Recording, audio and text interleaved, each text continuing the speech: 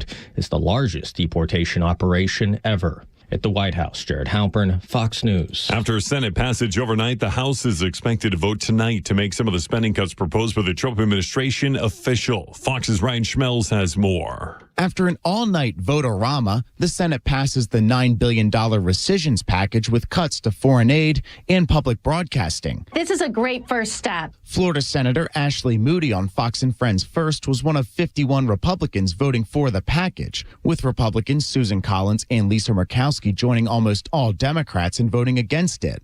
A rescissions package allows the White House to request spending cuts from Congress that can pass with a simple majority in both chambers. It now heads back to the House, where Republicans will need to pass it before Friday's deadline. On Capitol Hill, Ryan Schmelz, Fox News. Senate Minority Leader Chuck Schumer. It is senseless, it is cruel, and just defies common sense.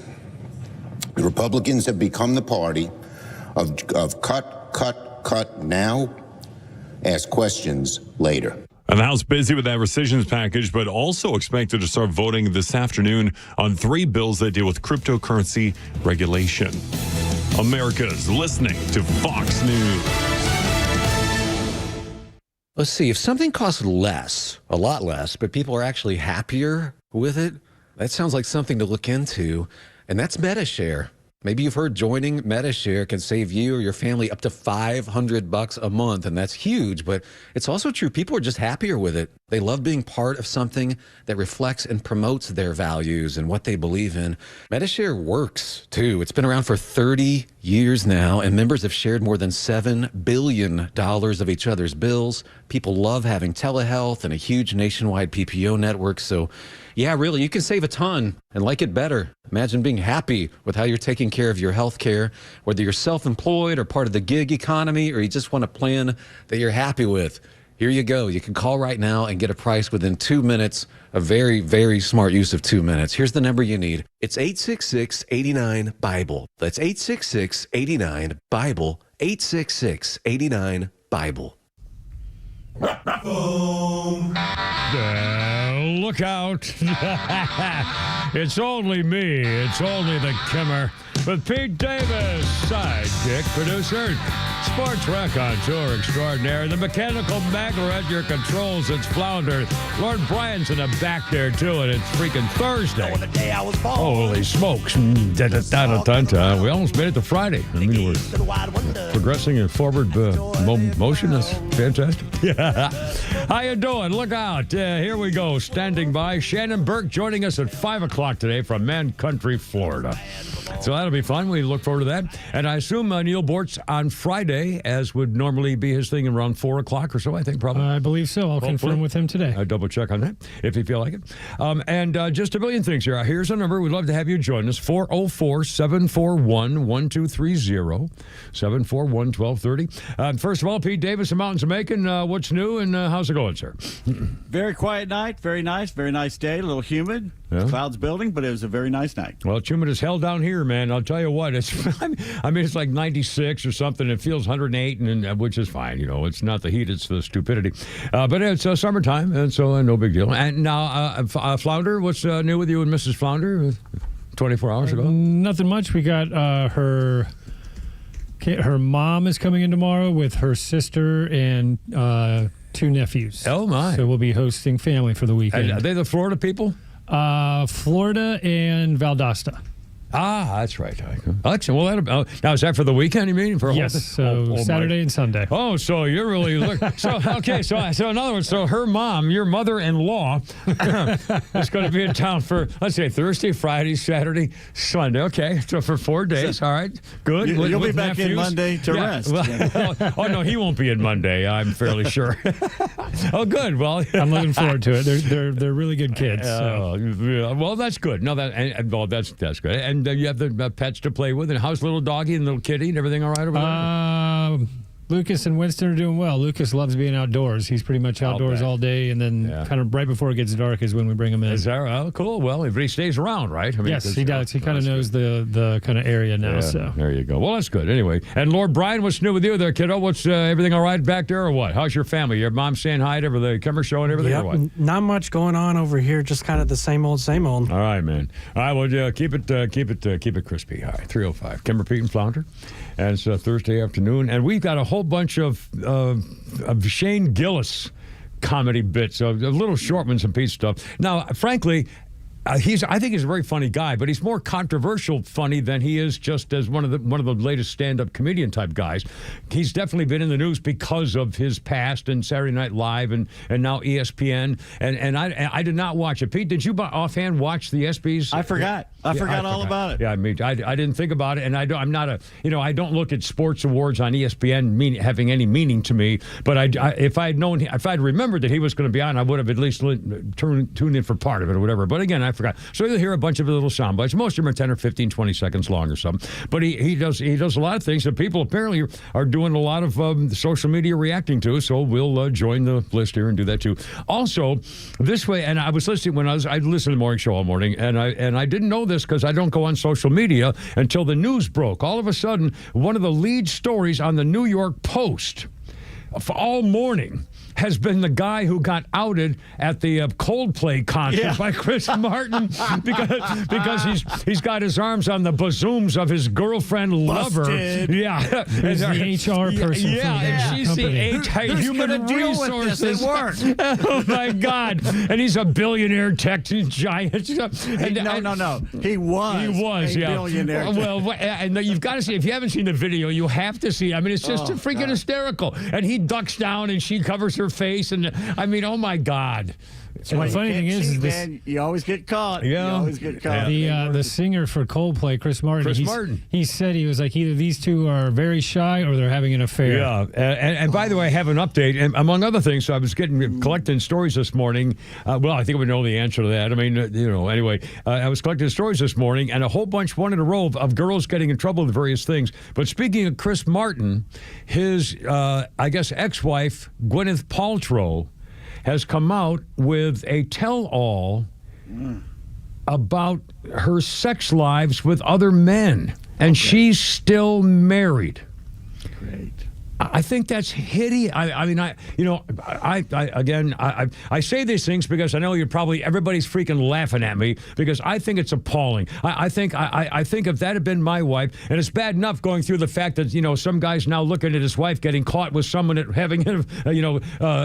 grappling with someone at work. Boy, I can guarantee you that's going to lead to a divorce. Anyway, so I mean, so I'm here thinking about that stuff, and then my God, if Gwyneth Paltrow had been my wife, and she was on a podcast and wrote a book describing Brad Pitt as her lover of all time, emotional lover of all time, and Ben Affleck was so magnificently hung that he did something special that no other guy could do to her, that she really enjoyed the hell out of the physical sex with Ben Affleck. I'm thinking, oh my God, she's married.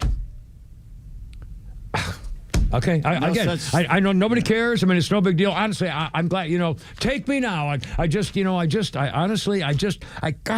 believe it. I think, anyway. Okay. Does she need attention so badly? She's a billionaire. She's got her own business now with that. Embarrass her husband like that? How could you do that out loud? I mean, in public? I mean, well, believe me, when you're humiliated, when you catch your wife doing something, it's a sting lasts for a while. That's something, though, like Gloria Swanson, the old silent film actress, did. She waited till late life, and she put out that tell-all about people that were mostly dead at that point. Yeah. That's one thing. Because that's when you need the attention, when people have kind of forgotten about you. Yeah. She's still married. I mean, honestly, it hurt my feelings. I thought, God, you're catching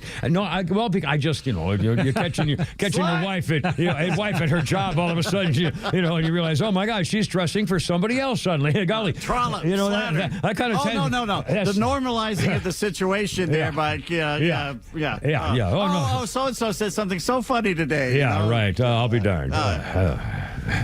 Anyway, all right, 3 times. God.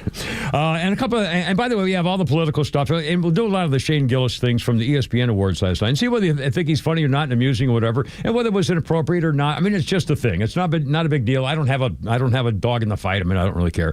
A couple of things. First of all, though, we're going to salute a former Georgia police officer and a tragic case of him being a hero, and it may help the family. We'll do that here in just a moment. In fact, I didn't know he was until this morning, hearing our morning show, that he was a Georgia officer, former officer of the year. Anyway, but before that, this is, again, I keep mentioning the differences in generations and what we go through, and you guys always make fun of me because I'm not a modern technology social media guy. I just proved it this morning when I saw the story that I had printed up this morning about Connie Francis passing away at the age of 87. Here's the headline. I was appalled when I read this headline. I was offended and appalled, and I thought, oh my God, how could you do this, you idiot, whoever wrote this stupid story? The headline says, Pretty Little Baby singer Connie Francis dead at 87. And I thought, Pretty Little Baby? I've never heard of Pretty Little Baby. Connie Francis is not known for Pretty Little Baby. Oh, my God, she's known for, Everybody's Somebody's Fool, Where the Boys Are. I mean, Lipstick on Your Collar. I mean, there's a million of them. Among My Souvenirs, which I had Who's Sorry Now? I mean, my God. And I thought, I said, Pretty Little Baby. I've never even freaking heard of it. And then I read the full story, and here's the deal. She retired from music in 2018. Connie Francis's track Pretty Little Baby had recently gone viral on TikTok. Duh, that's why I've never been on TikTok over 6 decades, 60 years after she released it as part of a 1962 album, which I never would have gotten, but I knew all their top 10 hits on the radio. This was never a hit on the radio. You didn't have hey, Robert W. Morgan played the hits with Connie Francis. Hey, Pretty Little Baby. Hey, nobody ever said that. It never played on the radio. I had never freaking heard it, but because it was on TikTok, it's huge. Even Connie Francis said, my God, to tell the truth, I don't even remember the song. I had to listen to it to remember. Connie Francis said that. It's a song I recorded 63 years ago, touching the hearts of millions of people. It's truly awesome. It is an amazing feeling. It's an honor to see that they're paying homage to me. Is just breathtaking. I never thought it was possible. It's awesome. A dream come true to think that kindergarten kids now know my name and my music. It's just thrilling. Kindergarten kids know Connie Francis's song, and I had never heard of it, and it's because of TikTok, and I'm an old fart in today's modern day. I mean, what a cycle of, that's unbelievable. And she's dead at 87. Well, that's pretty young these days. Sorry. But I have, is it? I'm pretty young now. It's damn young now. God. Anyway, give her Pete Flounder and Laura Bryan back there. That's it. And there we go. We're off. All right, so leave me alone. We're having fun. Get out of here.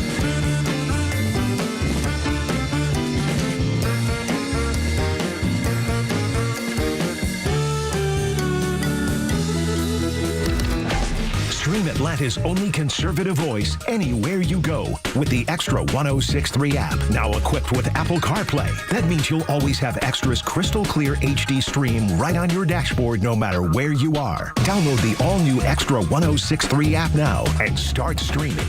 Hey, this is John Flading from ATL Turfco. We're a family-owned and operated independent local company here in the Atlanta area. We've been in business for over 15 years. We install several different types of artificial grass. One is landscape, which looks like real grass for your lawn. The next one is pet turf. Pet turf is a little bit shorter than landscape, and it's more durable. And the other one is putting greens. If you can dream it, we can build it. Just go to atlturfco.com to schedule an appointment. There are nut jobs on the road. Who knows where they learn to drive? If one of them hits you, don't take care of it on your own. Call my friend David Van Sant, 855-GA-INJURY. Van Sant Law, one of Georgia's top-rated personal injury lawyers and car accident firms. Time is of the essence. Don't waste any. The longer you wait to get the right lawyer, the longer it takes to get the compensation you deserve. Call Van Sant Law today. The number is 855-GA-INJURY. VanSantLaw.com. We're smart, we care. We're Central Heating and Air.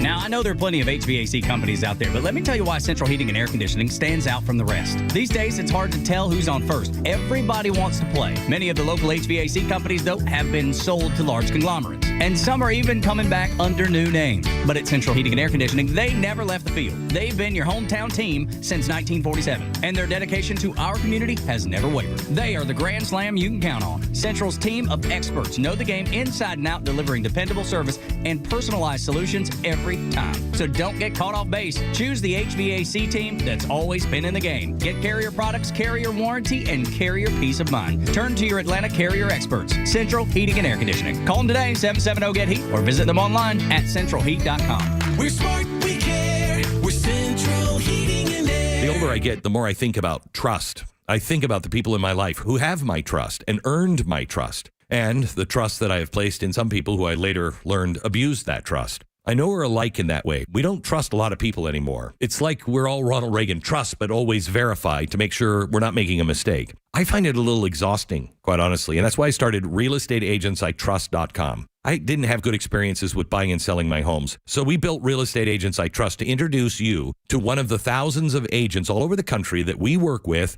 that we have verified that they will help you have the most successful and good real estate transaction possible. Our network agents share our sensibilities, have great track records, are good and decent people, and I trust them to help you with your real estate needs. So whether you're moving across town or across the country, visit realestateagentsitrust.com. The name says it all. realestateagentsitrust.com.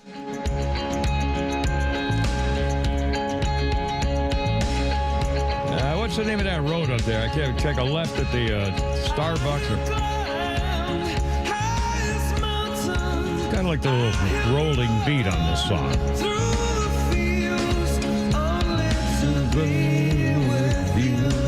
U2 and Bono. 2013, this day, Bono got Francis' highest cultural honor for his contribution to music and commitment to humanitarian causes. Bono was presented with the Commander of the Order of Arts and Letters by French Cultural Minister Audriel Fichy Fritip in Paris, France. And our birthday list, Skipper Pete and Flounder and Lord Brian Banter. Looking for it, baby. Queen Carmela Parker Bow Wow Bowles girl is 78 years old. The Queen, the co-murderer of Princess Diana. The Queen Consort of the Killer King, Charles. The Killer Queen, Carmela, is 78 years old today. If he had just, let her go, she was just, they grew up as like little teenage girl, boyfriend, experimenting lovers. I don't think they were lovers. They were playmates, and they did all kinds of sex stuff. And, he joked about when he dies, he wants to be run through her, feminine things. I mean, just horrible stuff. And they just couldn't stop. They were just, like friends with benefits kind of a deal. And it was just, he ruined their freaking... I disagree. I think they were in love. As much as, what they did probably wasn't right, they were in love from the beginning. They were like soulmates. They still are. Well... he should not have married that young girl. Yeah. But they made him do it. You watch, Yeah, that's right. Yeah, the royal family, the pressures from doing it. And of course, they were, automatically had to cheat on both of their spouses. I mean, it's just by definition, it was horrible. Anyway, and now, oh, by the way, Pete Davis, do you have your trivia contest tonight up there in the mountains of Macon? I do indeed. Well, now let me ask you this: are you going to have the mountain women up there with you tonight? Which ones? In your trivia threesome? Oh, yes. The mountain women? Well, then I will tell you now that this is my history note today, today, is especially for your trivia meeting tonight, and you'll know when you get there. On this day in 2014, because everything has to have its own day, emojis got their day on this day in 2014. A holiday honoring emojis created by Jeremy Burge, the founder of Emojipedia, an emoji reference website. At the time in 2014, he had no activity plans for the day, but some had suggested that people only communicate using nothing but the icons all day long. In 2015, Pepsi celebrated this day with specially marked Pepsi cans and bottles. In 2016, Sony Pictures Animation used the day, and in 2017 to promote the Emoji Movie. Google released a new series of emojis that were more inclusive to women from diverse backgrounds, and Emojipedia created the first World Emoji Awards. In 2017, London's Royal Opera House presented 20 operas and ballets in the form of emojis. Is that a smiley face, sideways, red eyes, heart, thumbs up thing, or what? Thumbs up, baby. I don't do emojis. I normally just write them out. Smiley face here, and my kids, Dad. Insert smiley face here. You type it out. I do. I type it out. Smiley face here. In parentheses. Anyway, so you'll perhaps. Well, I don't know. It's possible that you may have some reaction to my just doing the emoji history thing here when you get there for your threesome trivia night tonight. Kimber Pete Flounder, 404-741-1230. It's more like a Mongolian nut cluster, but still. Well, whatever. I mean, I'm surprised it hasn't hit more on social media video, to be honest with you. Anyway. Hey, yes. What happens in Blue Ridge? Yeah, Blue Ridge stays. The Mountains of Macon is a whole secret place. And a lot of people don't even know about the Mountains of Macon, for that matter. Anyway, okay, some sad news here, but this may help the family. So, and again, I didn't know the Georgia connection until I was listening to the morning show today. A former police officer, Chase Childers, was dying a hero off the South Carolina coast, helping others in a riptide. And a place, Pawley Island, I think it was, Pawley's Island, chief of police, it's caught in a rip current. The place is very famous for rip currents. What happened was he was there with his family on vacation. He heard somebody screaming. A woman came up and said, somebody needs help, and he didn't hesitate. He jumped in the water and tried to save a family of people out there in the water. He saw somebody and heard something beyond where they were, went out to help them, and became a victim himself of the riptide. It's near an inlay, creates sandbars, and the sandbars shift frequently, creating different competing currents. There are no lifeguards, no flag systems for the water conditions, and the guy on this part of the beach on Pawley's Island said the problem is the beach is 4 miles. So we said, we don't have anybody to, go out every morning up and down 4 miles of beach and change all the flags, warning of a problem with the water whenever it changes. We just don't have people to monitor all that stuff. And so this officer, Chase Childers, has a wife and 3 kids, ages 10, 9, and 6 years old. He met his wife in middle school, and they were inseparable ever since. Childers was born in Nashville. Family relocated to Kennesaw. He played baseball for North Cobb Christian High School, went to Georgia State, was picked up by the Baltimore Orioles, played second base and shortstop in the Baltimore minor league system until 2010. Officer Childers put down his glove, put on a shield for the Cobb County Police Department, served as a uniformed patrol officer for 3 years, and received a Lifetime Achievement Award for saving several lives during his time with the Cobb County Police. The Oregon Park Baseball Association of Cobb County has said that Childers was one of our own, a respected, well-loved coach and a pillar of our community. If you had the privilege of knowing Chase, you knew he was a great man, selfless, courageous, deeply devoted to his family. We need to come together now more than ever to lift up Natalie, Barrett, Brooks, and Bella, giving them as much love and support as we can. And there is a GoFundMe account for Chase Childers and the family to raise money for him. He lost his life saving others. Wow. Tough story. Kimber Pete and Flounder, 323-404-741-1230, 741-1230. In a moment, we'll talk about the Republicans got through the bill, the recidivist bill or something. It's a weird name.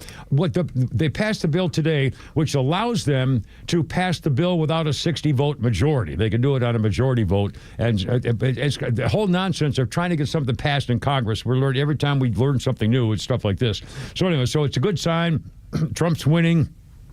And that dirty, rotten Lions suspected child molester Chuck Schumer is already saying we're taking the money away from grandmothers and stealing food from old people. I mean, it's just freaking unbelievable. Anyway, let's do this instead. Kevin P. Flounder, Laura Bryan, Shane Gillis did what's called the ESPYs last night on ESPN. It's an award. It's a sports award for good sports type stuff. I don't even know the categories, but it's an award ceremony. Here we go. So Shane Gillis, who was when he was supposed to be on Saturday Night Live, they kicked him off, right? Because he did some. They fired him as a writer. Yeah, as a writer, and then there was another thing he did where he got in controversy.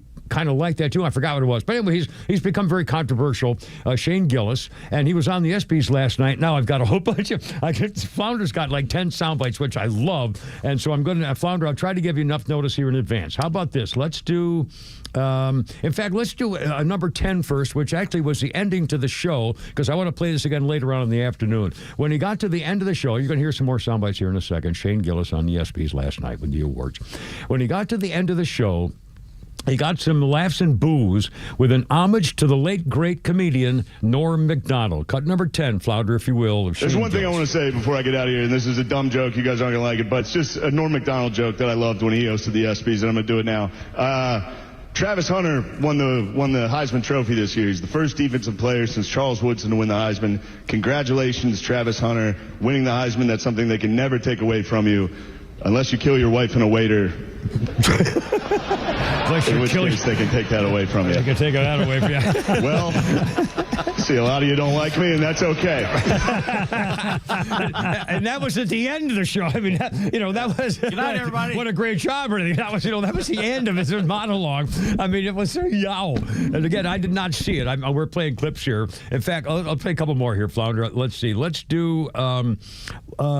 Let's do number 6. Joke number 6. One person, people were booing when he was talking about Bill Belichick. We'll talk about that, and Joe Rogan and so forth. But one of the big superstars of the WNBA, Caitlin Clark, in fact, she just was in the news yesterday for telling a referee she couldn't effing believe something or other and yelling at a referee. She apparently just announced today that she can't play the women's All-Star game because she's hurt, and so she's kind of in the news. But last night, this would be cut number 6, Flounder. Last night, superstar Caitlin Clark got joked about, and there was some hesitation, but here's cut number 6, Shane Gillis from last night. When Caitlin Clark retires from the WNBA, she's going to work at a Waffle House so she can continue doing what she loves most, fist-fighting black women.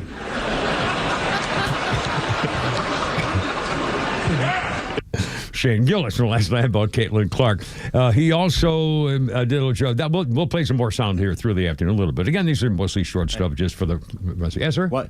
His show, was it Tires? Tires, yeah. It's funny. Oh, that's when you were talking about on Netflix. It's mainly geared toward guys, I will say that. Yeah. It's guy humor. Yeah. Now, the thing, I mean, I really don't know much about Shane Gillis. I didn't watch Saturday Night Live. I know him only as a news talk host, and so he's in the news, and so I know him that way. I don't think I've ever seen. He's not very controversial. He just calls out. I mean, but he's not really left or right. We're thinking. Yeah. But the thing that, to me, the thing that I found a little strange was that I really wasn't very impressed with his delivery.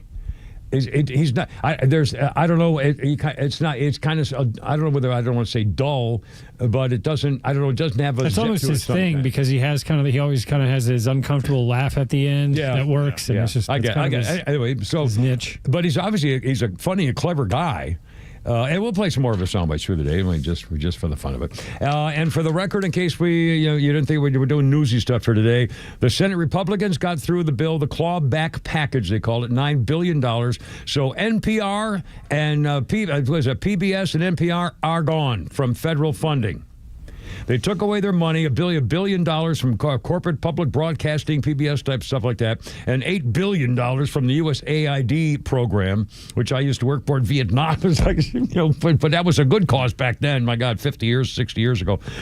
2 Republican girls, Lisa Murkowski in Alaska and Susan Collins of Maine, who should be in the middle square of just squares. Anyway, the 2 girls opposed to the bill is still passed, and then it had to go back to the House, and the Senate has to then get the latest House conservative resolution bill passed by tomorrow. There's a deadline. So as long as they do it by tomorrow, it'll be working. And that's, it's a great first step. But again, all those DOGE cuts, they were just suggestions of where the bad money is. Now they have to go pass through Congress to stop paying the money.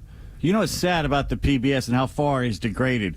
Because when we were young in the 70s and everything, that PBS introduced us to Monty Python, the great British shows, Masterpiece Theater, the mystery thing that went on, the goodies, all that good stuff came from there, and PBS was the one who aired it. That's the only place you could see it. And it's degraded to the point now where it's like, what the hell are they putting on there? Well, that was the point. Public broadcasting should be to expose you to, world affairs and other shows. Playhouse yeah, exactly. I mean, it's supposed to be it's supposed to deliberately be. Isn't it supposed to be an artsy, highbrow thing for the, for people? Not everybody is going to want ever watch PBS. But but there's I can see. I understand it. I think there's a legitimate reason. Same thing. We have art museum. Same thing. We have the history museum and those are tax feathers. But it's legitimate and worth it. But we don't want government news and we don't want government slanting of issues because of political reasons. And it's just freaking wrong. And they say they're not biased, but they're only on Blue Sky now. They left Twitter, where most people are on Twitter, but they said, I don't want to do that. And coming up in Pete's Tweets,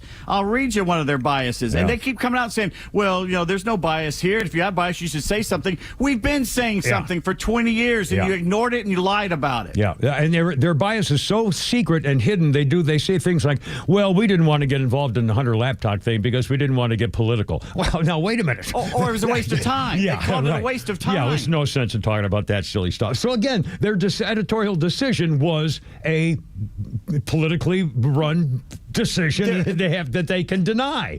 Their very leader, another white liberal woman, basically saying that the First Amendment is problematic. Yeah, telling the truth doesn't always get to the result you're looking for. But we started saying that before Congress. Anyway, 3:31, Cover Pete Flounder. That's what we're doing today. We got a lot of good stuff, a lot of girl stuff, too. And again, Gwyneth Paltrow. God, I can't believe anyway, coming up, 404-741-1230 on your happy Thursday. How's it going?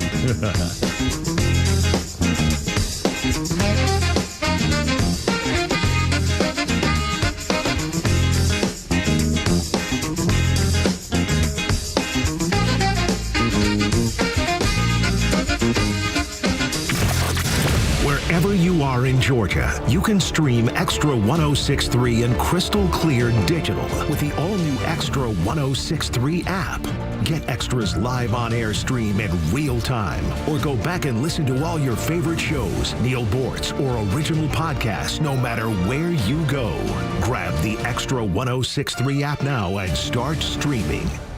I messed up some stuff in my laundry, and I had papers flying everywhere, and it reminded me, I'm glad that I now have the papers I need safe and sound, and you should keep your stuff safe and sound from Atlanta Safe House. Yes, kind of a funny way around there, but it's true. I keep reminding myself all the time, especially when my little daughter asks me, where's my stuff if something happens to me? You got to know these things. Well, Atlanta Safe House is there to protect your stuff the way they protect your rights. I can't say this enough. Jeff and Mark, they are really, really solidly into making sure that your stuff is protected, including your master reset code, just for the record. They've been doing this for decades. They use off-duty military, police, and firefighters to deliver your safes to your home or office or wherever, because you can trust them.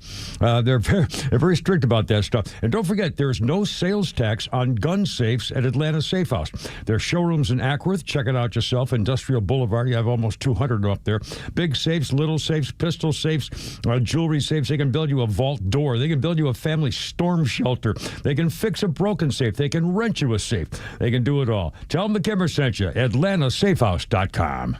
Calling all contractors. Stovall & Company Wholesale Landscape Supply is here for you. We've been family owned and operated for more than 75 years, and we just opened our 11th location in Canton, Georgia. We are proud to provide all your wholesale irrigation, nursery, and landscape supply needs. We are partnered with Keystone Hardscape to offer a wide variety of products to enhance any outdoor living space. Here at Stovall, we have it all. Check us out at StovallInc.com or visit any of our convenient locations throughout North Georgia.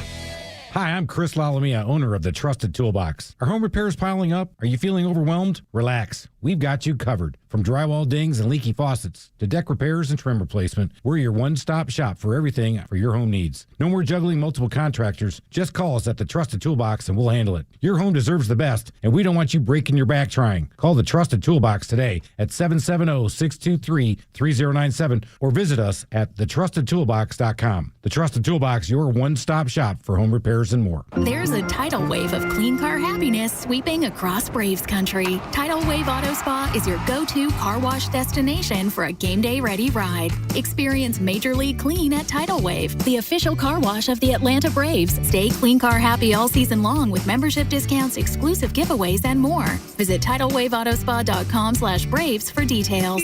My car is happy. I am happy. Tidal Wave Auto Spa. Hi, this is Tara, owner and publisher of Our Town Monthly, Cobb's premier lifestyle magazine. Did you know that we have world-class entertainment right here in our own backyard? Thanks, Tara. You're right. I am Emily Shipp, the director of the Dallas Theater and Civic Center, and we have something for the entire family. From hysterical comedians, incredible concerts, and engaging stage productions, our full show season is packed with must-see performances. And best of all at affordable prices. And we're more than just great shows. Our education department offers classes and workshops for ages 7 through adult. Along with the Dallas Theater, the Civic Center is available for private rentals like weddings, receptions, recitals, professional events, and so much more. Visit DallasTheaterGA.com as well as our social media to view our season schedule, register for classes, or book your next event today. Wow, Emily, affordable entertainment, education, and celebrations. Check it out, friends. And remember, Our Town is your town at Our Town Monthly. If you consider yourself pro-life, here's a wake-up call for you. Despite the overturning of Roe, overall abortions increased nearly 1% just last year. What does this look like? Well, that's 100,000 more children lost, totaling an estimated 1,038,100 unborn babies. Every one of these lives was precious. Preborn is on the front line, advocating for these beautiful souls who never had a chance to grow up, and their moms. Preborn's network of clinics are strategically located in the country's highest abortion areas, ready to support women making decisions about their baby's future. And it's really simple. In a preborn-supported clinic, these moms are wrapped in light and love, and through compassionate, loving care and free ultrasounds, Preborn helps women connect with the life growing inside of them. An ultrasound doubles the baby's chance of life. One ultrasound is just $28, and every penny goes towards helping loving mothers and their precious babies. Donate now, will you? Dial pound 250, say the keyword baby. That's pound 250, keyword baby, or go to preborn.com/Beck. That's preborn.com/Beck. Sponsored by Preborn. Hey, it's Front Office Lowe's here to tell you about a new company that is changing the way people buy their next pre-owned car or truck. At the Honest Car Guy, they offer a completely transparent way to purchase a vehicle. You pay what he pays, plus a small honest fee. You can choose any make or model. He will search the country for the best deal out there. He'll handle the paperwork, your trade-in, shipping, and even give you the bill of sale. Friends, I've done the research, and this is a buying process that you can trust. Call 844-SHOW-ME, the number 1, or visit online at honestcarguy.com. Stream Clay Travis and Buck Sexton, Glenn Beck, Fox News, and even NASCAR on Sundays, anywhere on the XTRA 106.3 app. Download the app now and get 24/7 access to the live stream, the latest news, and everything you need to know about Atlanta's only conservative talk station.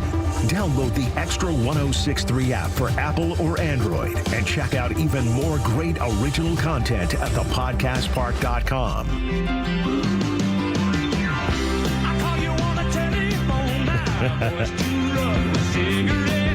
the telly. Sometimes feel I should just go home, but I'm dealing with a memory that never forgets. I love to hear you say my name, especially when you say yes. I got your body right now on my mind, but I drunk myself back to the sound of old T-Rex. Tonight, this day in 2008, aging rock stars and session musicians would be given the right to keep their royalty payments in their old recordings for the rest of their lives. It was a European Union plan, 2008. Performance currently had lost the rights to their recordings after 50 years. Veteran artists like Sir Cliff Richard and Roger Daltrey were the big campaigners for extending it. The European Union announced a scheme for copyright on recordings to last for 95 years. Now, what's this song, Flounder? I don't know this song. You better, you bet. What now? What? You better, you bet. The Who. You better, you bet. Well, I knew the Who, Roger Daltrey, right? He was the singer for the Who. Yes, exactly. Well, see, I knew that. Huh? Look at well that. done. I knew. All right, okay. Look at I bet Lord Brian didn't even know that because he's too young to even know who the freaking Who is. Hey, Brian, you know who the Who is? I do. Oh my God! All right, well, I was wrong. Everybody. I suppose somebody actually got your favorite song of the freaking Who, don't you?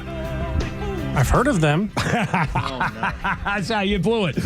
You had me and you blew it. Good night, everybody. You had the perfect opportunity to say, yeah, you're such an old fart, Peterson. Even I know that. But no. He said, well, I've heard of them. Okay. That's all right, pal. You're good. Everything's fine. Oh, mercy. Let's see. I have no idea where I am now. Our birthday list. Let's do a birthday. How about Geezer Butler? Hey, Lord Brian, do you know who Geezer Butler is? Ever heard that name? I'll bet you. Now, this one you've stumped me on. I don't know. I'll bet you both Flounder and Pete Davis know. No. I don't. Oh, my God. Geezer Butler is the bass player for Black Sabbath. Yeah, Geezer is 76. Well, I figured you guys all know that stuff because I don't know anything about Black Sabbath. Except I think he used to be on the TV show Billionaire. Or Billions, or whatever it was. What? Well, he the guy who did the red-haired guy was a Billions star. He wasn't in Black Sabbath. What's that? Who wasn't? The redheaded. No. I'm saying I used to see Black Sabbath on the TV series Billions, where that red-haired guy was a big fan of heavy metal. And I think it was Black Sabbath and. I can't remember who else was his favorite bands. Anyway, sorry, I got distracted. That's is my want. And on this day in history, 1969, the New York Times had to publish an apologize for a 1920 article that ridiculed Dr. Robert Goddard's theory that rockets could function in the vacuum of space. In 1920, the New York Times said they mocked this guy, Goddard, stating that rockets will never fly in space. And the New York Times in 1920 said he only seems to lack the knowledge ladled out daily in high schools. Goddard's response was, every vision is a joke until the first man accomplishes it. Once realized, it becomes commonplace. Unfortunately, Goddard died in 1945, well before the apologize of the New York Times on this day in 1969, saying they got it wrong and they are sorry. That's the last time the New York Times ever cared about getting something wrong. He lived long enough to see the Germans have the V2 rockets, V1, V2, the buzz bombs, and see what was coming. Bombing England and that horrible. Give her Pete Flounder, 404-741-1230, 741-1230. A couple of quick updates here. And then we're going to do cut number 4 here, Flounder, in just a second. It revolves around this story we're talking from Shane Gillis last night at the ESPYs. He joked about a lot of things, including Donald Trump. Earlier today, if you were listening to Clay and Buck on Before Us, they had on Alan Dershowitz again today, and he had done a commentary, excuse me, or an editorial or an op-ed in the Wall Street Journal. Alan Dershowitz believes that jailers probably helped Alan Dershowitz kill himself. He said it's not clear whether it was assisted by jail personnel, but it seems likely, said Alan Dershowitz. The evidence of broken cameras, transfer of his cellmate, the guards fell asleep during certain periods. I mean, police, what are the chances of all that? So he said it's possible they helped them kill himself. Epstein's brother says he never killed himself. He was murdered. Also, Dershowitz said that Epstein did not have a client list, but the young girls who were victims did talk to the FBI and did reveal names.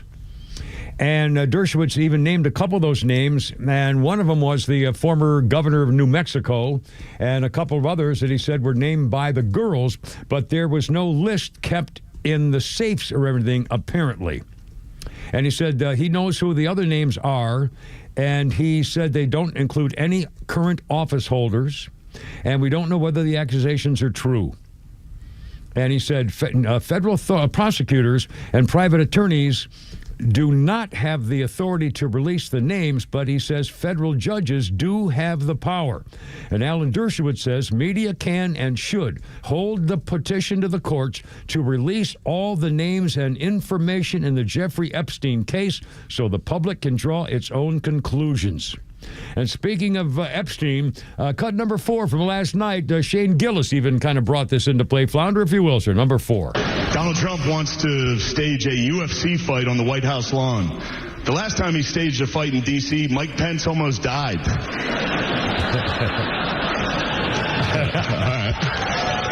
right. You don't have to do that. It was fine. I didn't write it. Actually, there was supposed to be an Epstein joke here, but as it got deleted. Must have probably deleted itself, right? Probably never existed, actually. Let's move on as a country and ignore that. So once again, I mean, this is not dying, but we'll continue. And by the way, I saw this a little while ago, and I just printed it up on my phone. A CBS News report. In fact, they played a teeny bit of a soundbite here, which isn't worth trying us to get, Flounder. Don't even bother about it. The CBS reporter was on a little tiny soundbite on the guys before us. Capitol Hill correspondent Scott McFarlane was on that slimebag Chuck Todd's podcast and described how traumatized he was, Scott McFarlane, the CBS reporter, how traumatized he was by the Trump rally-goers after the assassination attempt. He said, McFarlane said he had personal trauma from the crowd's immediate rage at what happened after the firing of the shot. For those of us there, he said, it was such a horror because you saw an emerging America. It wasn't the shooting, Chuck. I got diagnosed with PTSD within 48 hours. This is a CBS correspondent, Capitol Hill correspondent, saying he got diagnosed with PTSD 48 hours after the attempted You're in the wrong business, you puss. Yeah, within 48 hours. I got put on trauma leave. He got paid to go home and get over everything. What's his name? Scott McFarlane. Here, I have the audio right here. And he said, not because of the shooting. Oh, okay, well, play this, and then I'll fill it in because the soundbite's a little short. Go ahead, please. For those of us there, it was such a horror because you saw an emerging America. And it wasn't the shooting, Chuck. I got diagnosed with PTSD within 48 hours. I got put on trauma leave. Not because I think of the shooting, but because you saw it in the eyes, the reaction of the people. They were coming for us. If he didn't jump up with his fist, they were going to come kill us. I know. Chuck Todd, Yeah. I know. You pissed And by the way, off. you deserve to get people looking at you and saying, you bastards caused this. The Democrats and the Democrat Party caused Donald Trump to almost be assassinated. Period. And that's the media. That's the media. That's the Department of Justice. And again, they could have stopped all this, years ago. And they're still calling for Donald Trump's head. They're still calling for riots in the streets. Nobody's condemning anything of the violence that's happened against ICE or anything else. But if he's that big of a wuss, Yeah. he cannot be on a national scene covering something because those are dangerous things you got to do sometimes. Yeah, he said, well, dozens of people turned on and said, you did this is your fault, you caused this, you killed them, they were going to beat us. But did they? Yeah, no, they didn't. Idiot. No, because they're not leftists. They're not Marxists or communists. I'll just tell them they could have done this, they could have done that. They didn't do anything. They didn't lay a finger on him. Yeah, they yelled at you, poor baby. Yeah, They looked mad. they yelled at him. Yeah, and they looked like they were angry. You freaking sissy. So now we can't even look at them. If they lied to our face, now we can't even look at them. Unbelievable. I mean, this is your normal day media. 347, Kevin P. Flounder. How's your Thursday going here? 106.3, baby.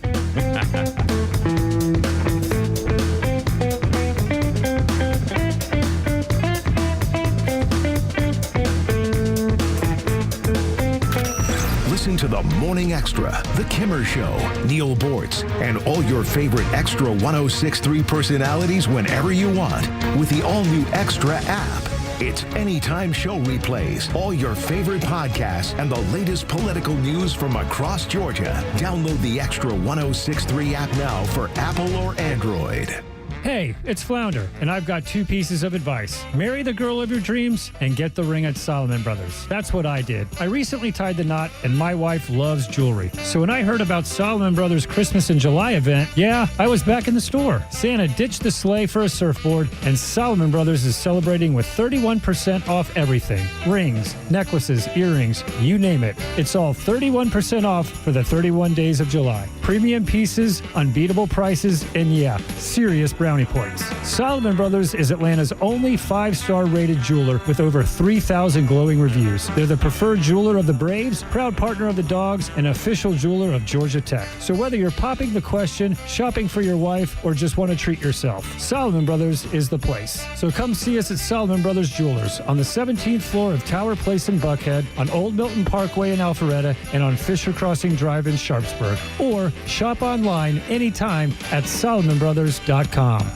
Knowledge is power. Coach Pete's local trusted advisor, Craig Chandler of Chandler Wealth Management, knows that. And Coach Pete knows the importance of making sure you understand your retirement plan. Education is the key to many things in life, including retirement. Retirement is a very, very important time, so we set aside time on our calendar to meet with listeners. We discuss your immediate concerns, your needs for retirement, your wants, your desires. From there, we give you some clarity surrounding one of the most vital aspects of your financial life through a free strategic planning session or second planning review. And let's make sure you're still on that track you need to be on. This includes a fee analysis where we identify financial termites, that's too much risk, fees, and commissions, and a personalized and comprehensive report of your current situation, as well as a long-term financial retirement and income plan to help you not only reach your goals, but surpass your goals and have fun all the way through retirement. 800-419-6164. 800-419-6164. 800-419-6164.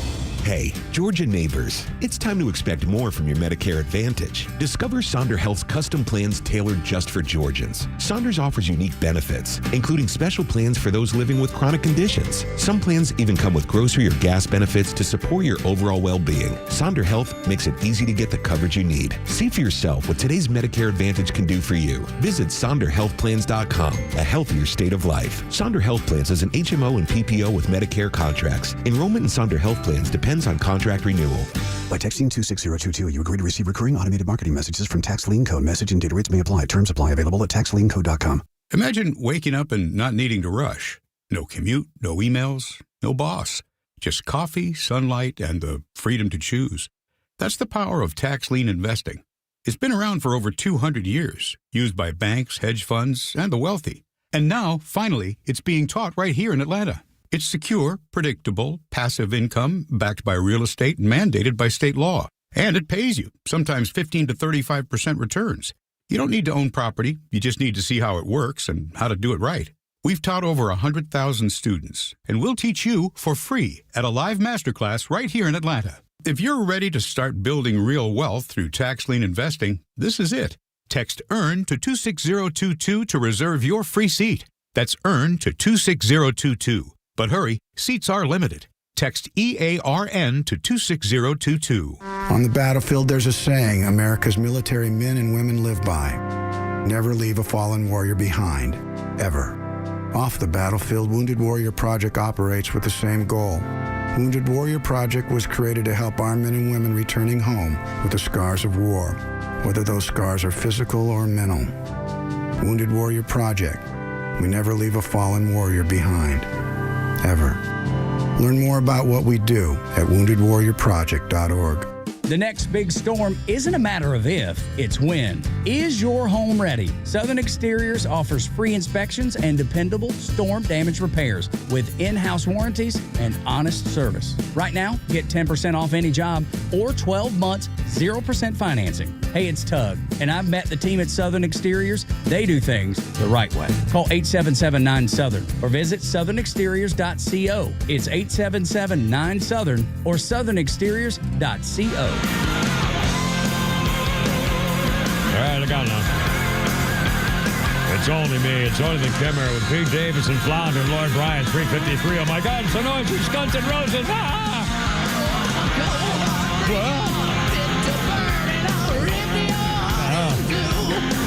Headbanging us. 1992. First night of a North American tour by Guns N' Roses, along with Metallica and Faith No More, opened at RFK in Washington, D.C. in 1992. And exactly 1 year later to the day, 93, Guns N' Roses at River Plate Stadium in Buenos Aires in front of a crowd of 80,000 people. It was the final show in 93 of their Use Your Illusion tour. A highlight of the night was English drummer Cozy Powell playing drums with Matt Sorum dressed as a Domino's pizza delivery boy. All right, sir. I'm definitely going to take your word for that one. Timber, Pete, and Flounder, how's it going? Birthday list includes Luke Bryan, 49 years old. You may know him more for American Idol stuff than his music. Luke Bryan, Play It Again, Drunk on You, Crash My Party. Luke Bryan, 49 years old today. And on this day in history, speaking of music and loud music, 1967, Jimi Hendrix, one of the oddest musical pairings in history with the Monkees. The booking of the psychedelic rock god Jimi Hendrix made for TV Monkees, a brainchild of Jimi Hendrix's manager. He wanted more exposure for a young client. Again, Jimi Hendrix was a big hit, budding star in Britain, but nobody knew him in the United States. This is in 67. So, and by the way, in Britain, Mike Nesmith with the Monkees heard a tape of Jimi Hendrix playing at the dinner party with John Lennon, Paul McCartney, and Eric Clapton. Nesmith and his fellow Monkees, Peter Tork and Mickey Dolenz, loved Jimi Hendrix. And they said, we saw you at the Monterey Pop Festival in June 67, so we want you in July to be part of our team. So the manager said, okay, let's do it. And oh my God, Jimi Hendrix a couple months earlier, was asked in an interview called Melody Maker magazine about the Monkees. He said, oh God, I hate them. You can't knock anybody for making it, but people like the Monkees? Anyway, he joined the tour. Got to Jacksonville, Florida. The reception was pretty bad. The Bubblegum Monkees crowd was less than worshipful. Mickey Dolenz said Jimmy would gamble out on the stage, fire up the amps, and break out into purple haze.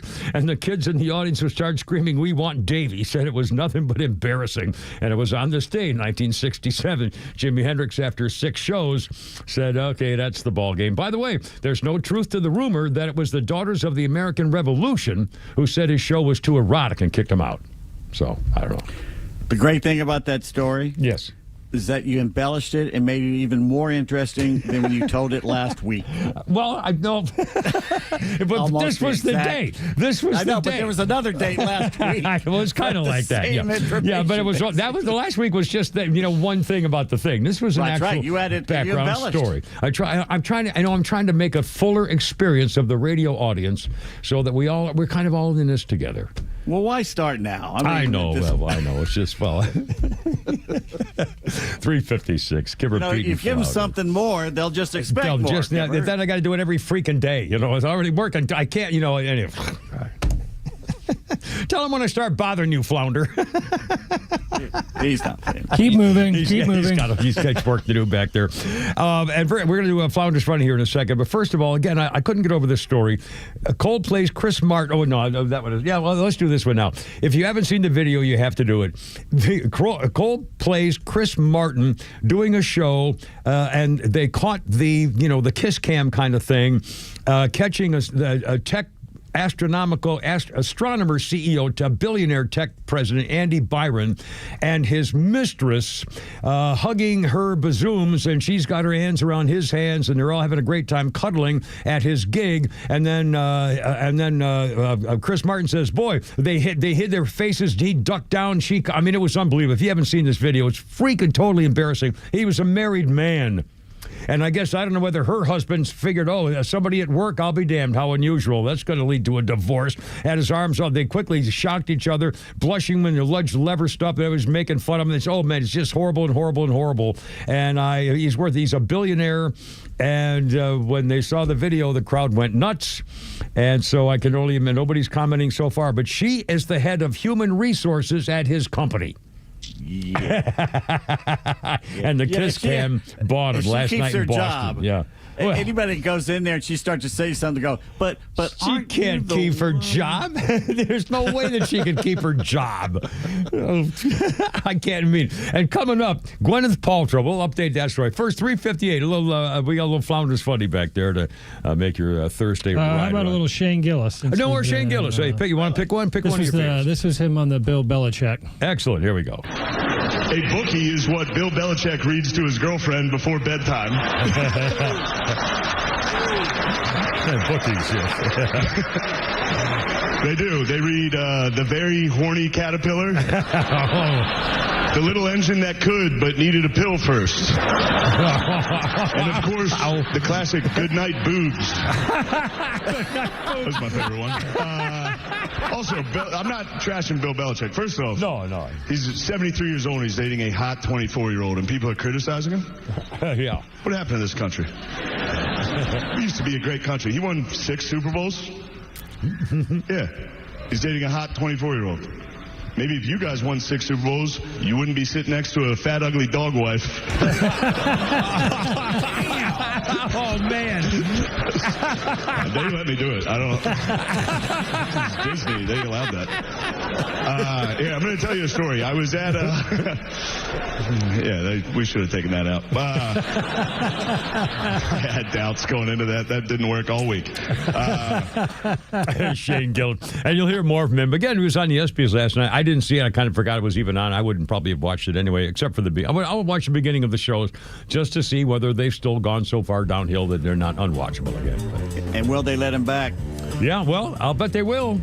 Ricky Gervais went back to the Golden Globes. And boy, that was a class. We should play that one day again, too, just for the hell of it, the Ricky Gervais one. All right, coming up on 4 o'clock, Kimber Pete Flounder, Lord Bryan's in the back, and we got all your stuff. And the Gwyneth Paltrow story, this makes me ill, really. It's coming up. Look out.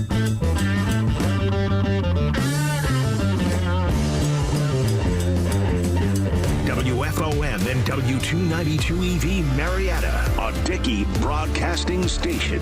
This hour is presented by Atlanta Safe House.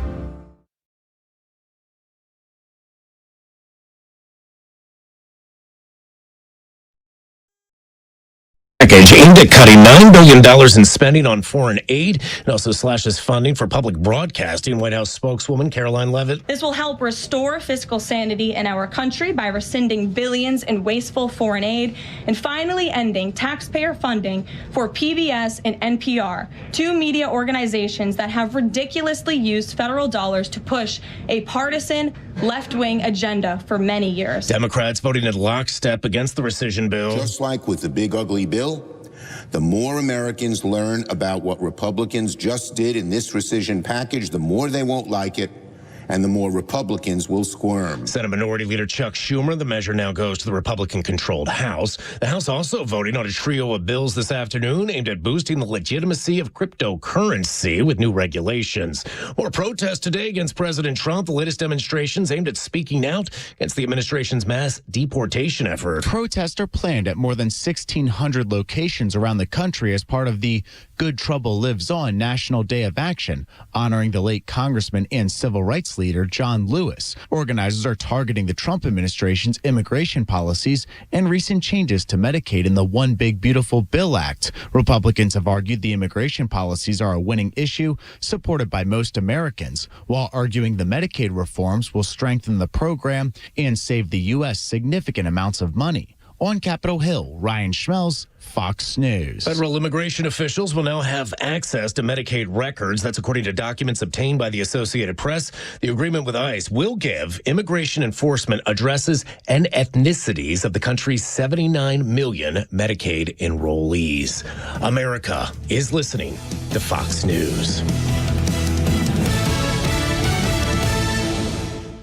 Let's see, if something costs less, a lot less, but people are actually happier with it, that sounds like something to look into, and that's Metashare. Maybe you've heard joining Metashare can save you or your family up to $500 a month, and that's huge, but it's also true. People are just happier with it. They love being part of something that reflects and promotes their values and what they believe in.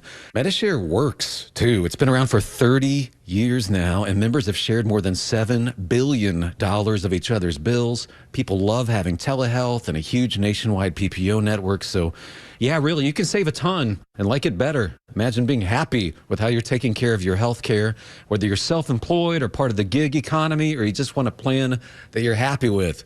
Here you go. You can call right now and get a price within 2 minutes. A very, very smart use of 2 minutes. Here's the number you need. It's 866-89-BIBLE. That's 866-89-BIBLE. 866-89-BIBLE.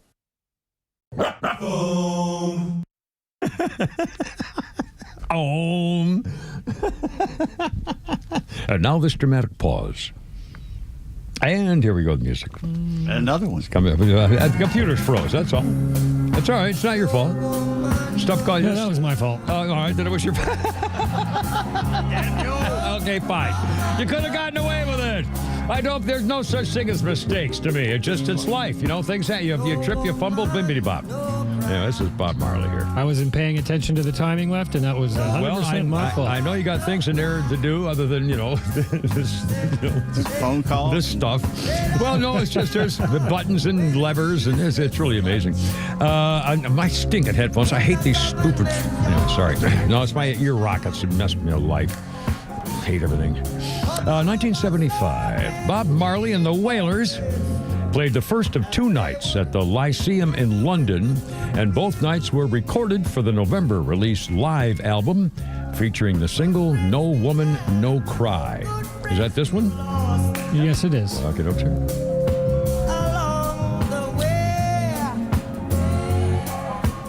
This is not. Was that a big hit? I mean, was that like a monster hit? Yes. Because when I think of Bob Marley, I think of the more famous, the real true. This doesn't sound like one of those Jamaican, drum bong songs. Well, I guess so. Anyway, I don't know anything. Kimber P. Flounder. And happy birthday to David Hasselhoff. Holy cow. And it's just funny. David Hasselhoff, 73, it says here, single-handedly brought down the Berlin Wall. Yes. He is such a hit in Germany. Holy smokes. I mean, he's, I guess, probably the biggest star. Isn't he the biggest hit star in Europe and in Germany? At least has been. And on this day, speaking of entertainment giants, 1955, Disneyland opens. They're supposed to be the happiest place on earth. Disney presents a class act opening day held in 1955, less magical than originally planned. Forever known as Black Sunday, was filmed live for ABC. Glitches of the technical variety all over the place. Famous people who were supposed to show up every 2 hours ended up showing all up at the same time. So they couldn't bring them out. The drinking fountains didn't work because their plumbers were on strike. That made people think that it was some kind of a stunt to get them to buy more sodas. Vendors ran out of food. Again, the opening day of Disneyland in California, 1955.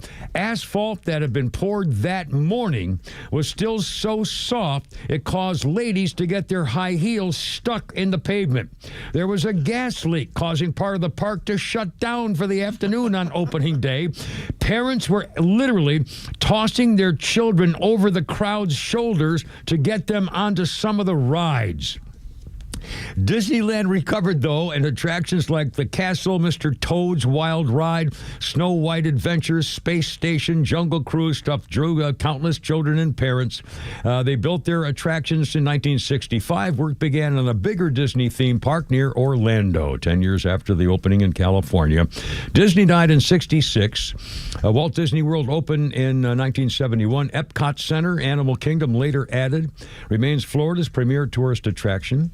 In 1983, Disneyland opened in Tokyo, and in 92 opened in Paris, or Euro Disney, they call it. Hong Kong opened Disney in 2005, so it's everywhere.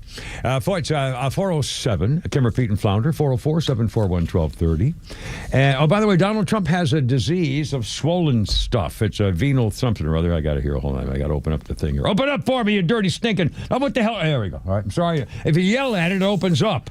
I find the stupid this hand lap thing. It was unfreaking believable. If I yell at it, it opens up. I'm sorry.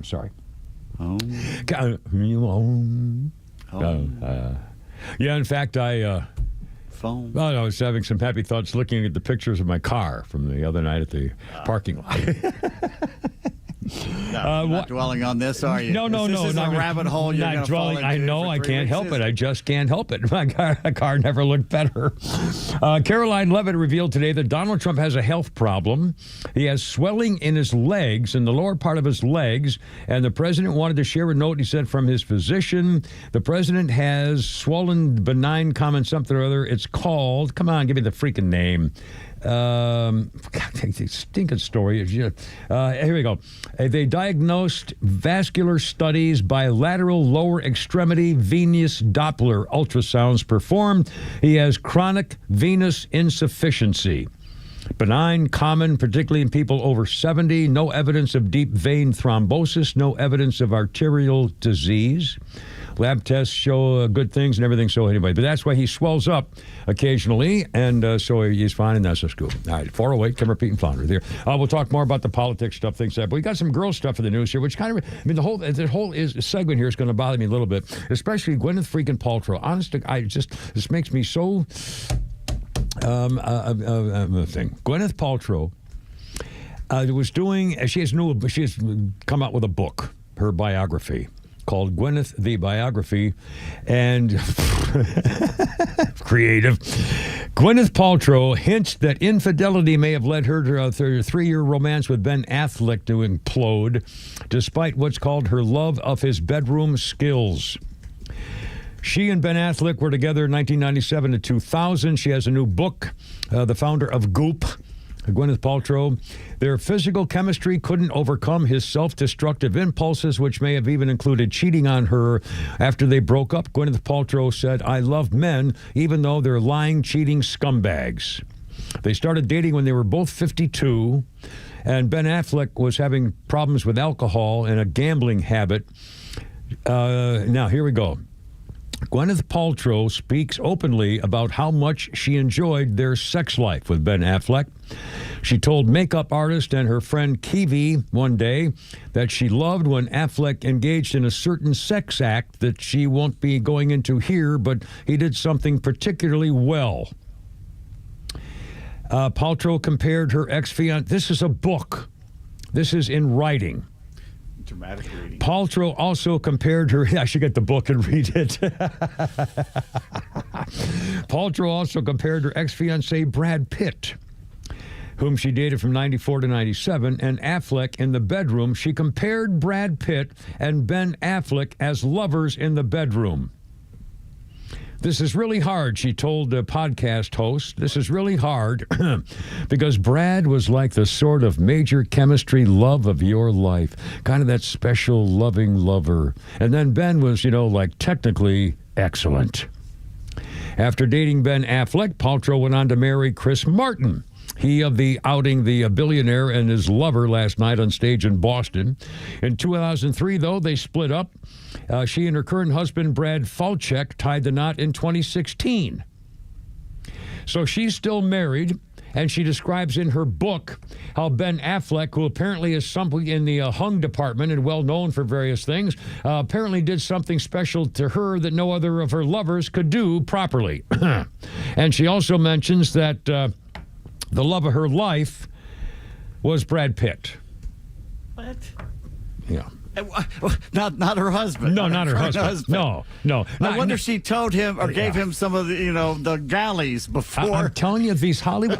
Honestly, it's bad enough being an actress where you're making out with somebody in a love scene and humping and everything. And who's the Australian girl, who had Nicole too many origamis, stuff like that. But it's just appalling. Why would you? You don't need to. Does anybody really care that?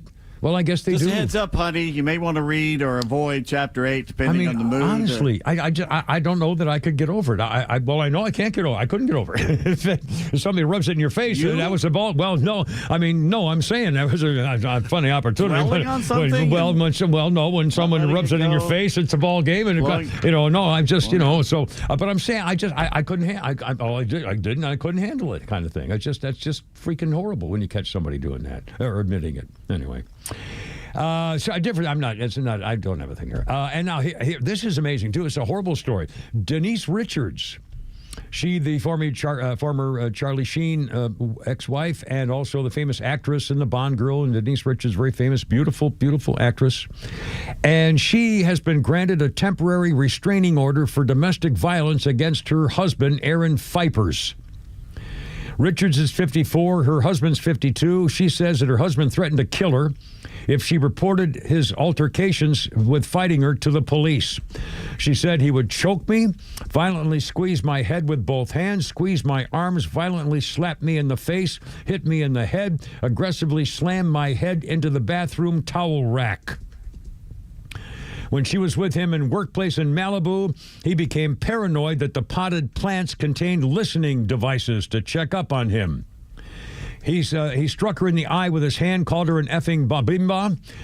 She said there were gruesome photos of her. I saw the photos of her black eye. Yeah, I've never had a black eye like that. It looked like it was done like that. with shoe polish. It was so, I mean, it looked like it must have broken the eye socket. They got separated on July 4th, and now she's got a restraining order, domestic violence. She used to be married to Charlie Sheen. They have 2 kids, and she also then adopted a 3rd child. Her husband is an actor turned wellness. Oh, I love this part. He's a wellness entrepreneur with a holistic healing center in Malibu. Good. She needed it. Yeah. And this guy used to be married to Nicolette Sheridan. Denise Richards said he got physically violent after she suggested that he refrained from accompanying her on a trip for work. He grabbed me by the back of my head and my hair, slammed me to the ground, and screamed, "You're not canceling the flight. I'm going with you because I don't trust you." He wants spousal support because she makes $250,000 a month. A wife beater who wants her to pay. And again, I don't have a problem with wife beaters finding a way to kill your husband and making sure you justify it. Set it up, tell your girlfriends, have a weapon handy, and make sure when he comes after you and you have to kill him that you take his fingernails and scratch it into your face so that your flesh is under his fingernails. That's very important. I think you said something at the beginning, though, that may have been misconstrued there. Yeah. You said, tell your girlfriend. Don't tell your girlfriend you're going to kill him. No. Tell your girlfriend he's been beating me. If anything happens to me, he's the one who'll kill me. And stuff like that. Don't tell him you're going to do it. No, that. Again, that's right. Yeah. We're going to be very clear on this. It could come back to haunt the Kimber. We don't, that's good. That man on the radio. No, well, yeah, just kill the bastard. I don't know. Could be wrong with that. 4:15. Kimber, Pete, and Flounder. Nowhere, Brian.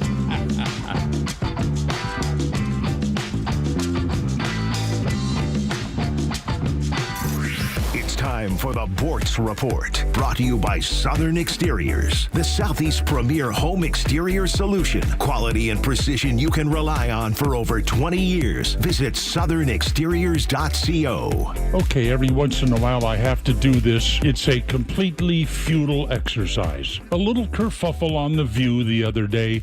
Anna Navarro, Hispanic, said that Trump's deportation policies was a reign of terror. Somebody objected to that. She said, "Oh, you're just a white male. Oh, that's racist." And here we go. The racist word again. So every once in a while, I try to explain to people the difference between the words prejudice, bigotry, and racist. And I might as well be whispering in a tornado. Prejudiced. You prejudge somebody. If they smell, you make a judgment that maybe they don't bathe that often. If they're wearing all black and a mask, and a hoodie, and carrying a gun, running into a jewelry store, prejudice, prejudge. Maybe they're going to rob the place. Okay, the second one, bigotry. Well, that's just a perhaps unreasonable hatred or dislike for somebody or for a particular idea. The word bigot has nothing to do with race. It's all about an unreasonable dislike for somebody. But now, let's deal with racism. Of course, the current definition is anytime anybody says anything negative in any way about somebody that's black, they're a racist. Sorry, that's not the definition. The real historic definition is a belief in the genetic inferiority of one race compared to the next. I am genetically superior to you. Well, that would make me a racist. Okay, this is short and sweet, folks, but we do have racial problems in this country, and we are not going to get close to solving them until we accurately identify them. Okay, I repeated this sermon again, maybe again in another couple of months. Neil Bortz, XTRA 106.3. You upgrade your phone, you upgrade your wardrobe, even your lawn. So why not upgrade the part of your home that actually protects your family? Southern Exteriors specializes in roofing, siding, gutters, windows, and they're making it easier than ever before with 10% off any job or 12 months of 0% financing. Hey, it's Tug, and I know the folks at Southern Exteriors. They show up, they do it right, and they stand behind their work. Call them today, 877-9-SOUTHERN, or visit southernexteriors.co. Enthusiastic and efficient, the GLC SUV offers turbo hybrid power, a 9-speed automatic transmission that puts passing power at your fingertips, and perfect proportions. The GLC's flowing lines and precise edges are smooth to the wind, rugged in the rough, and elegant everywhere. Get an exceptional offer on the 2025 Mercedes-Benz GLC 300 SUV, just $599 per month for 36 months with 5703 due at signing, exclusively from RBM of Atlanta in Sandy Springs. Contact RBM of Atlanta for details on this vehicle and many other models during the Mercedes-Benz Dream Day sales event at RBM of Atlanta in Sandy Springs, extended through July 31st. Special lease rate available only to qualified customers exclusively from Mercedes-Benz Financial Service through RBM of Atlanta, Sandy Springs through July 31st, 2025. Excludes tax, tag, title, and Georgia Lemon Law fees. Contact RBM of Atlanta for details on this and other exciting offers. Visit us at rbmofatlanta.com or call us at 770-390-0700 for details. Hey, it's Front Office Lowe's for Howard Brothers and Exmark. When it comes to cutting grass, nothing cuts like an Exmark from Howard Brothers. Built for speed, engineered for precision, and trusted by ones who mow for a living, Exmark is the go-to for lawn work. Whether you got an acre or a whole fleet, Exmark Mowers delivers flawless cuts and reliability that you need every time. Stop dreaming about a perfect lawn. Make it happen with Exmark from Howard Brothers, where the pros go and homeowners level up. Hey, this is Matt from East Cobb. We basically bought our house from our in-laws. It was my wife's childhood home. One of the issues that we've had when we first moved in was our dog in our backyard. It was extremely shaded, could never grow grass back there. We resodded it twice. So ATL Turf Co. did an amazing job with our backyard transformation. They basically created a miniature golf hole. We have a miniature fairway. We also have a miniature little putting green. Consists of about 4 holes, total about 40 yards, so you can definitely work on your short game and your putting. After that transformation that ATL Turf Co. did for us, my father-in-law came and saw his house the way it looked after the fact of we had a putting green and a miniature golf course. Sure enough, he did the same thing with ATL Turf Co. He has a beautiful backyard, wonderful stonework, drainage, and a beautiful practice area for chipping and putting. Check him out online at atlturfco.com. Hey, it's a Kimmer. Okay, you're driving along. Suddenly you hear that horrible sound of metal and crunching. It's an accident. Even if it's a little minor fender bender, man, that could be a nightmare. First, obviously, take care of yourself. But before you make a deal with an insurance company or anybody else, call David Van Sant with Van Sant Law. You know why? Because he used to work for the insurance company, so he knows how to get the right settlement and right away. Van Sant Law. Don't forget, if you don't get paid, they don't get paid. Protecting your interests. Insurance is great, but it's complicated. 855-GA-INJURY or vansantlaw.com.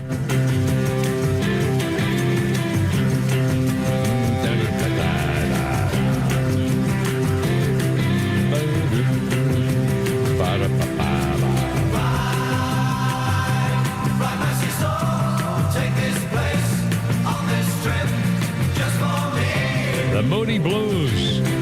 On this day, 1974, Moody Blues opened what they said was the first quadraphonic recording studio in the world.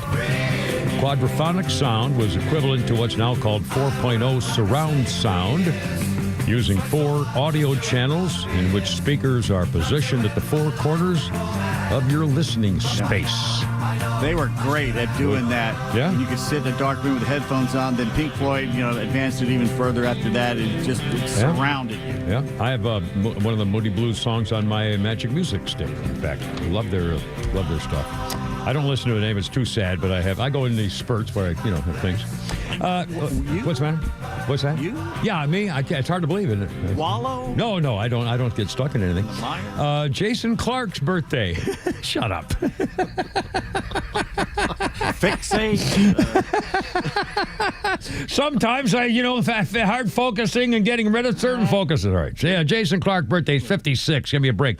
Jason Clarke, famous for Planet of the Apes movies and also Zero Dark 30, among other things. Jason Clarke, 56 years old. And let's see. On this day in history is kind of bizarre. In 1913, this day, A Noise from the Deep premieres. It's a movie in which actress Mabel Normand throws a custard pie at Fatty Arbuckle, hits him right in the face. That started in 1913, a long comedic tradition of throwing pies in people's faces. Started in 1913, but in the 1909 silent movie, Mr. Flip, actor Ben Turpin's character, Mr. Flip, is hit with a handheld, not thrown pie, which is believed to be the very first actual pie-in-the-face gag in film history in 1909. Not in the face, not in the face. It reminds me of one of my favorite comedy actors is W.C. Fields. Hey, heavens to Murgatroyd, my little mud turtle dove. And I remember the scene of his when he was leaving the house and the little bratty kid is saying something to him, and he takes the baby takes a bowl of porridge and dumps it on the kid's head. Anyway, if you haven't seen some W.C. My Little Chickadee. Anyway, Kimber P. Flounder, 424. Listen, we got more showbiz type news coming up, including a little star of Harry Potter's back in the news. Also, some senior Buddhist monks are in trouble. But that's coming up in a second. First of all, we got memes and grinders and Pete's tweets. All right, CTV News tweets. U.S. fighter jet scrambled to Vancouver airport during alleged hijacking. To which Canadian journalist Ezra Levant replies, "Sorry to my liberal friends, but when Donald Trump's Air Force has to rescue us over a major Canadian city because our own Air Force doesn't really work, that's about as 51st state-ish as it gets." Thank you, Canada. A liberal white woman judge in Germany, Anne Meyer Gering, like the Nazi Luftwaffe leader, has let 8 immigrant men go free after they assaulted a 15-year-old girl for 3 hours. Why would she do this? What? Were they innocent? No, they were not innocent. She ruled they did it. They assaulted the 15-year-old for 3 hours because of migration frustration. Oh, no, wait a minute. The men are Afghan, Iraqi, Syrian, Moroccan, Turkish, and Bulgarian. Now, the German in the lot, and she let them go because she's a white liberal woman and she's insane. But I don't know what that is. What's that crime? I mean, so they were having upset. Such a tough time adjusting to civilization that they have to rape a 15-year-old for 3 hours. Oh, my God.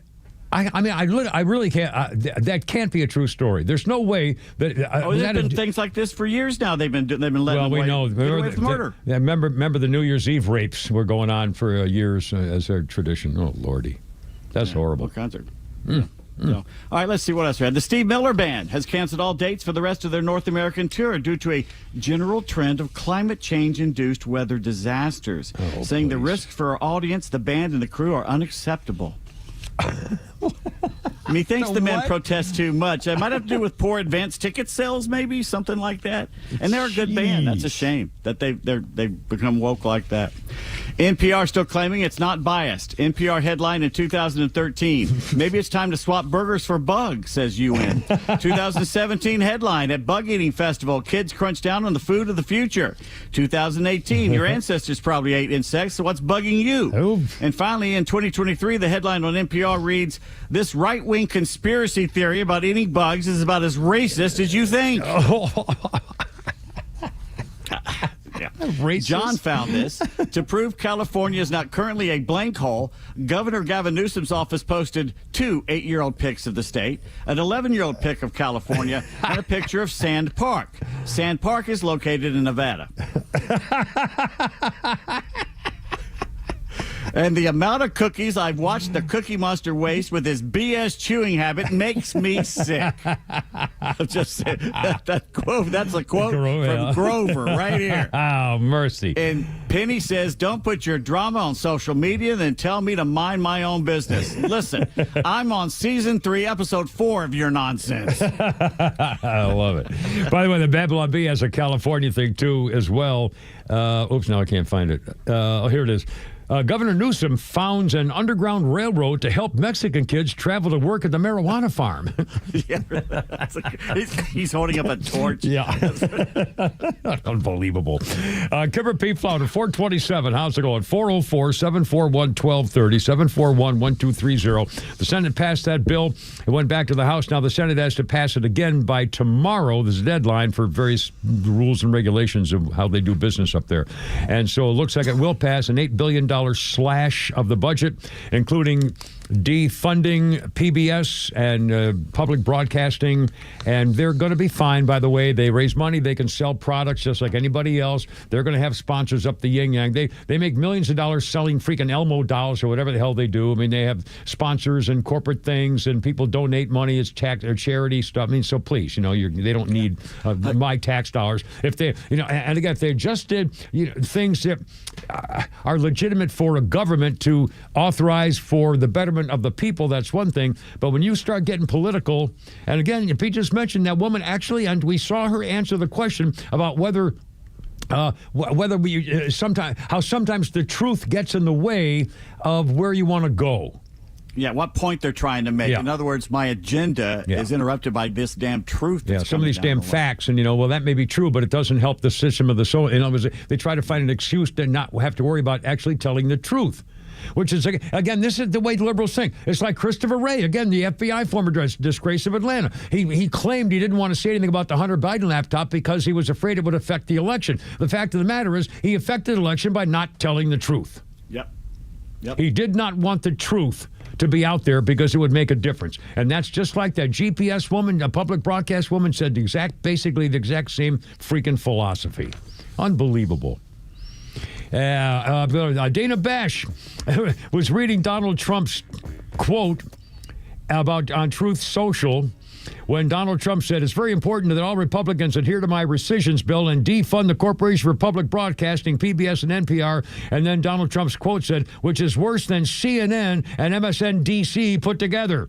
Any Republican that votes to allow this monstrosity will not have my support or endorsement. So Dana Bash was reading Donald Trump's comment, but except for the phrase, which is worse than CNN, she said, I'm not even going to read that. I mean, oh my God.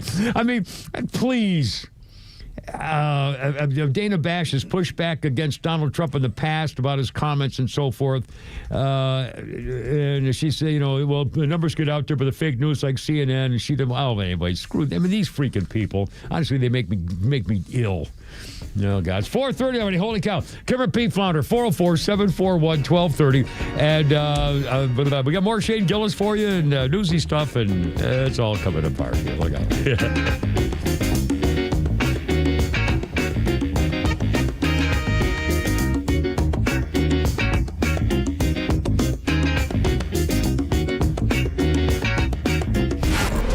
Miss any of the show? No sweat. Grab your XTRA 106.3 app and listen to show replays whenever you want. Download the XTRA app now for Apple and Android by searching for XTRA 106.3.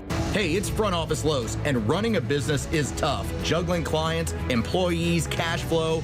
Why worry about IT? iTech Atlanta can keep your systems running securely and smoothly so that you can focus on your business. Minimize downtime and protect against cyber threats, all at a predictable, fixed, low monthly cost. For 25 years, iTech Atlanta has been helping businesses just like yours. They would love to manage your IT on time and under budget. Learn more. Visit iTechAtlanta.com. We manage your IT so you can manage your business. So the outside of your house is getting a little ugly, kind of like the outside of the Kimmer. I know. Well, here you go. Peach State Windows. I worked with Jeff, the owner, and his wife 25 years ago. Family business. She'll probably answer the phone. Energy Star double hung vinyl windows. Perfect fit. Or siding. Holy cow. All the top brands like Hardy Plank that I got 25 years ago. Sales to fit your budget. Peach State Windows. Sure, but so much more than windows too. Entry doors, roof issues. They'll take care of all that stuff. 770-485-8011. PeachStateWindows.com. Atlanta it's Mark from the Safe House. I have a question for you. Am I the only person pissed off with the mainstream fake news, liberal judges, and whiny liberal politicians who don't realize why Donald Trump is president, and fake safes? And you may wonder, why fake safes? Well, a fake safe is like Joe Biden, cheap and ineffective. A real safe from the Atlanta Safe House is like Donald Trump, tough, effective, and provides peace of mind when you need it the most. So drop by Atlanta Safe House and check out the largest selection of safes in the Southeast and see what a real safe looks like. So go to atlantasafehouse.com. Good morning, Mike. What you eating? You gotta try this. I can hear you crunching from the next cube over. This is amazing. I just discovered it this weekend at Lidl. It's Greek Goddess Gourmet Granola. They were sampling it, so I tried it. Then I bought 6 bags. Wow. Is it cereal? Can be. Or an amazing trail mix. It's great for a meal or a snack. What's in it? Well, they have 2 flavors, maple oat and harvest nut, which is my favorite. It's made with whole grain oats, almonds, pecans, raisins, coconut, and the sweet taste of pure maple syrup. Maple oat is a simpler take on their delicious granola. It's got wholesome oats, plump raisins, coconut, and maple syrup. That sounds healthy and delicious. That's why I can't stop crunching, Susan. Greek Goddess Gourmet Granola. It's a breakfast or on-the-go snack you can feel good about. It's dairy-free and gluten-free, and with only 2 grams of added sugar per serving, even your belly will love it. Pick some up at Lidl, Amazon, GreekGoddessGourmet.com, or at specialty stores near you. Hey, it's Front Office Lowe's here to tell you about a new company that is changing the way people buy their next pre-owned car or truck. At The Honest Car Guy, they offer a completely transparent way to purchase a vehicle. You pay what he pays, plus a small, honest fee. You can choose any make or model. He will search the country for the best deal out there. He'll handle the paperwork, your trade-in, shipping, and even give you the bill of sale. Friends, I've done the research, and this is a buying process that you can trust. Call 844-SHOW-ME-1 or visit online at honestcarguy.com.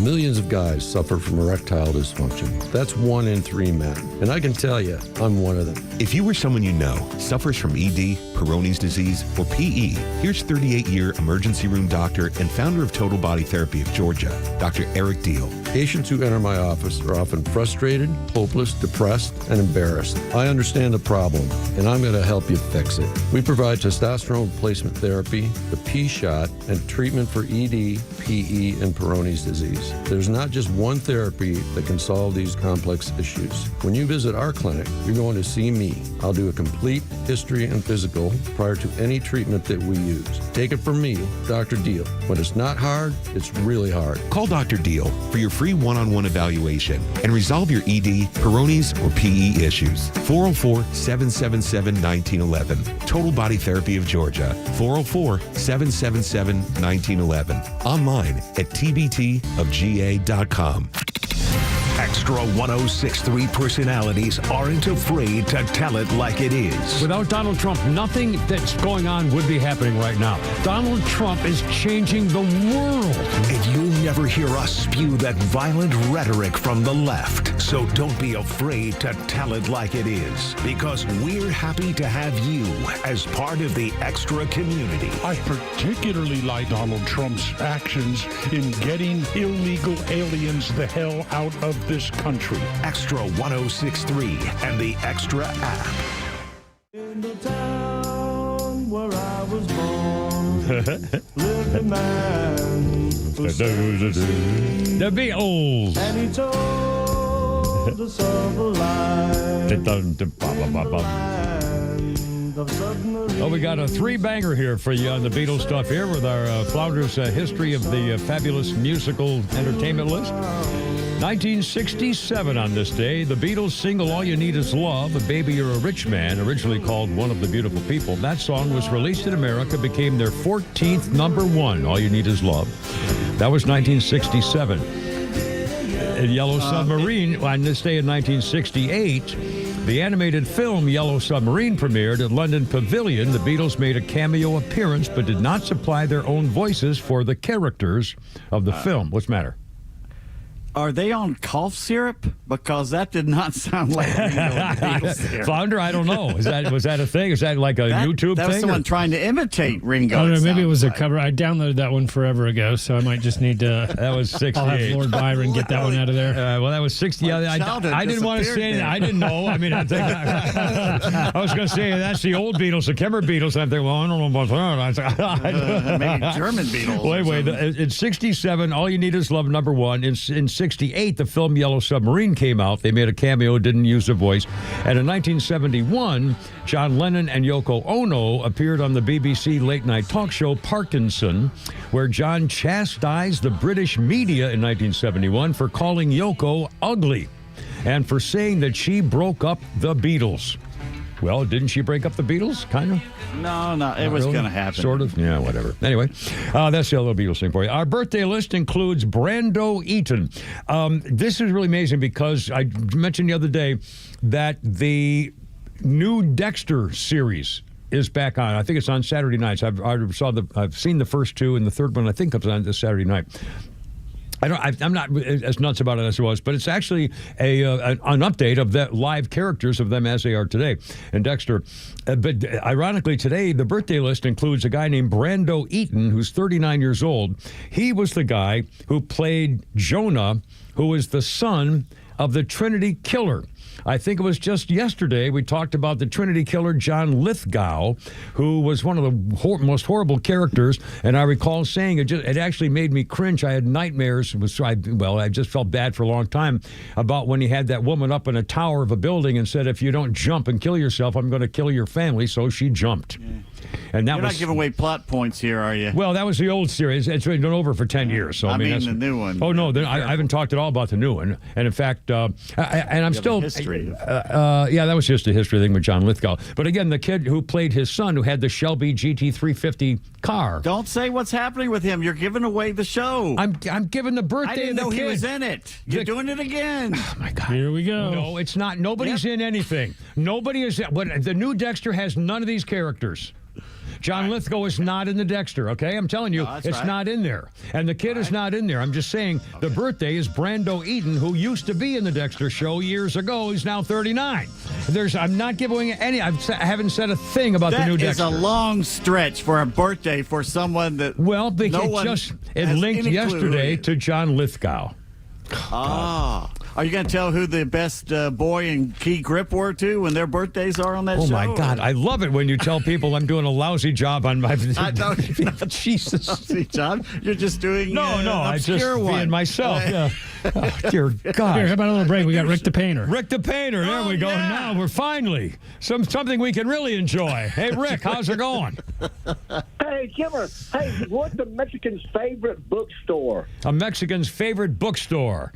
Let's see. Borders. Very good. Thank you. They no longer exist. No, but whatever. They're dead. It's over. Yeah. Did you hear I got fired from the Orange Juice Factory? The Orange Juice Factory? What happened? They couldn't. I just couldn't concentrate. Couldn't squeeze in your schedule in time to get to work. I guess probably. Anyway, well, you were concentrating. You were concentrating. Yeah, oh, you poor baby. Kimmer, Pete, and Flounder, 440 already. Holy smokes. 404-741-1230 is our number. I saw this last night on Jesse Waters' show. He talked to a guy, a CEO of an advocacy group, whose very title is, let me find the thing here. It's called Crowds on Demand. This guy will raise a crowd if you pay him money for your protest or your event or whatever.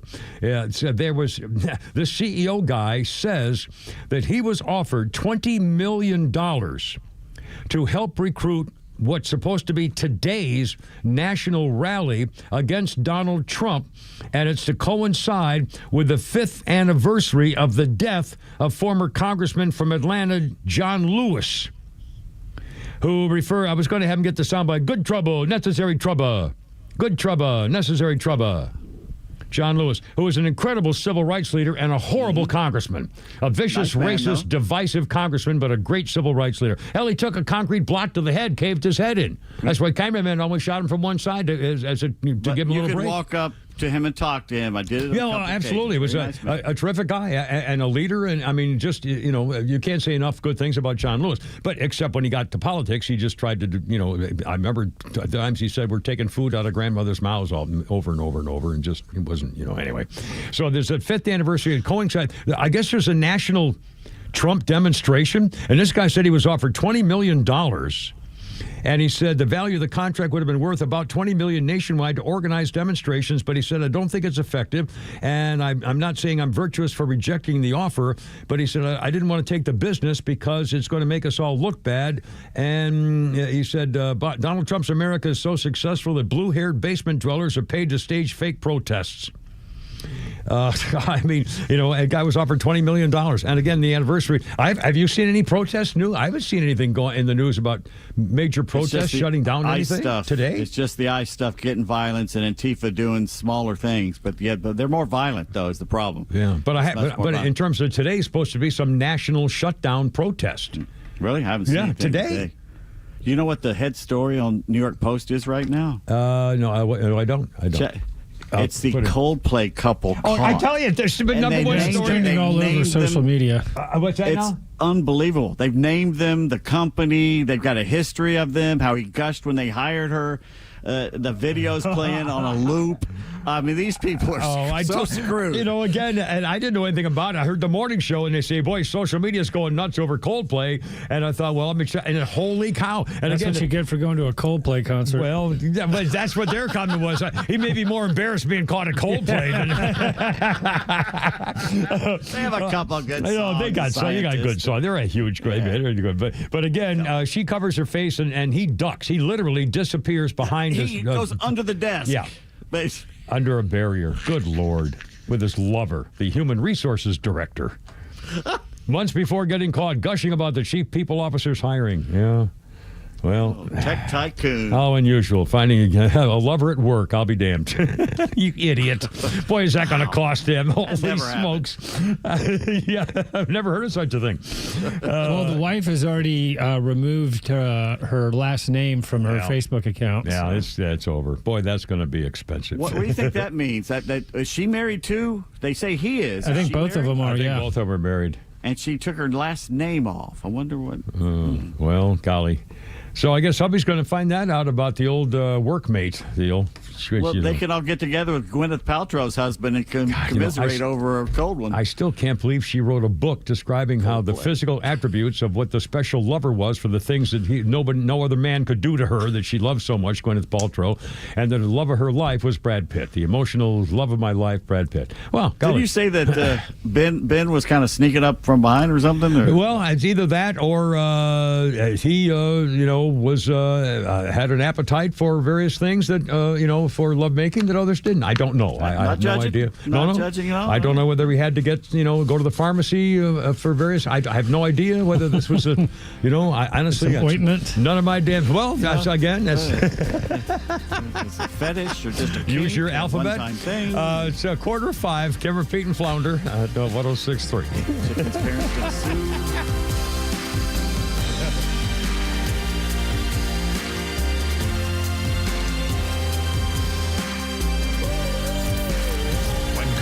Escalate around the world. Don't let the mainstream media scare you into believing their narrative.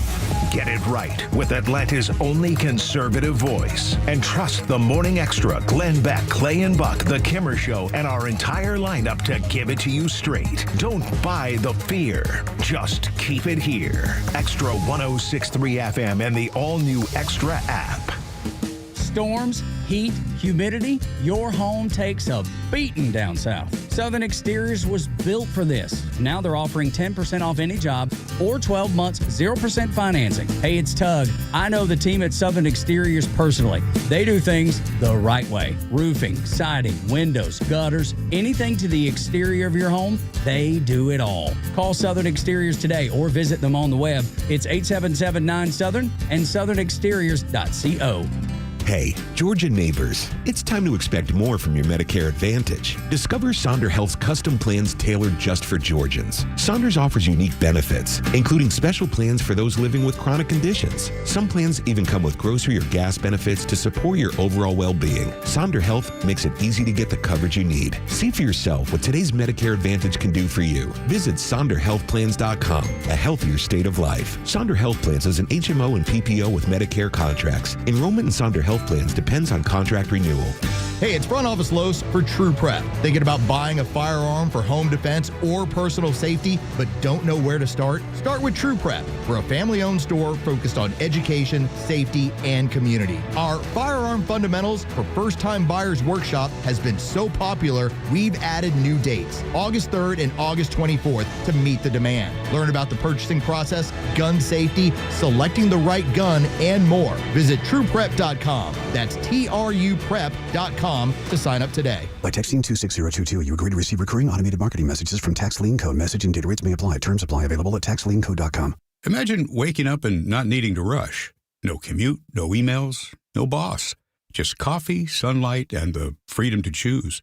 That's the power of tax lien investing. It's been around for over 200 years, used by banks, hedge funds, and the wealthy. And now, finally, it's being taught right here in Atlanta. It's secure, predictable, passive income backed by real estate and mandated by state law. And it pays you, sometimes 15 to 35% returns. You don't need to own property. You just need to see how it works and how to do it right. We've taught over 100,000 students, and we'll teach you for free at a live masterclass right here in Atlanta. If you're ready to start building real wealth through tax lien investing, this is it. Text EARN to 26022 to reserve your free seat. That's EARN to 26022. But hurry, seats are limited. Text EARN to 26022. I said the joint was rocking, going round and round.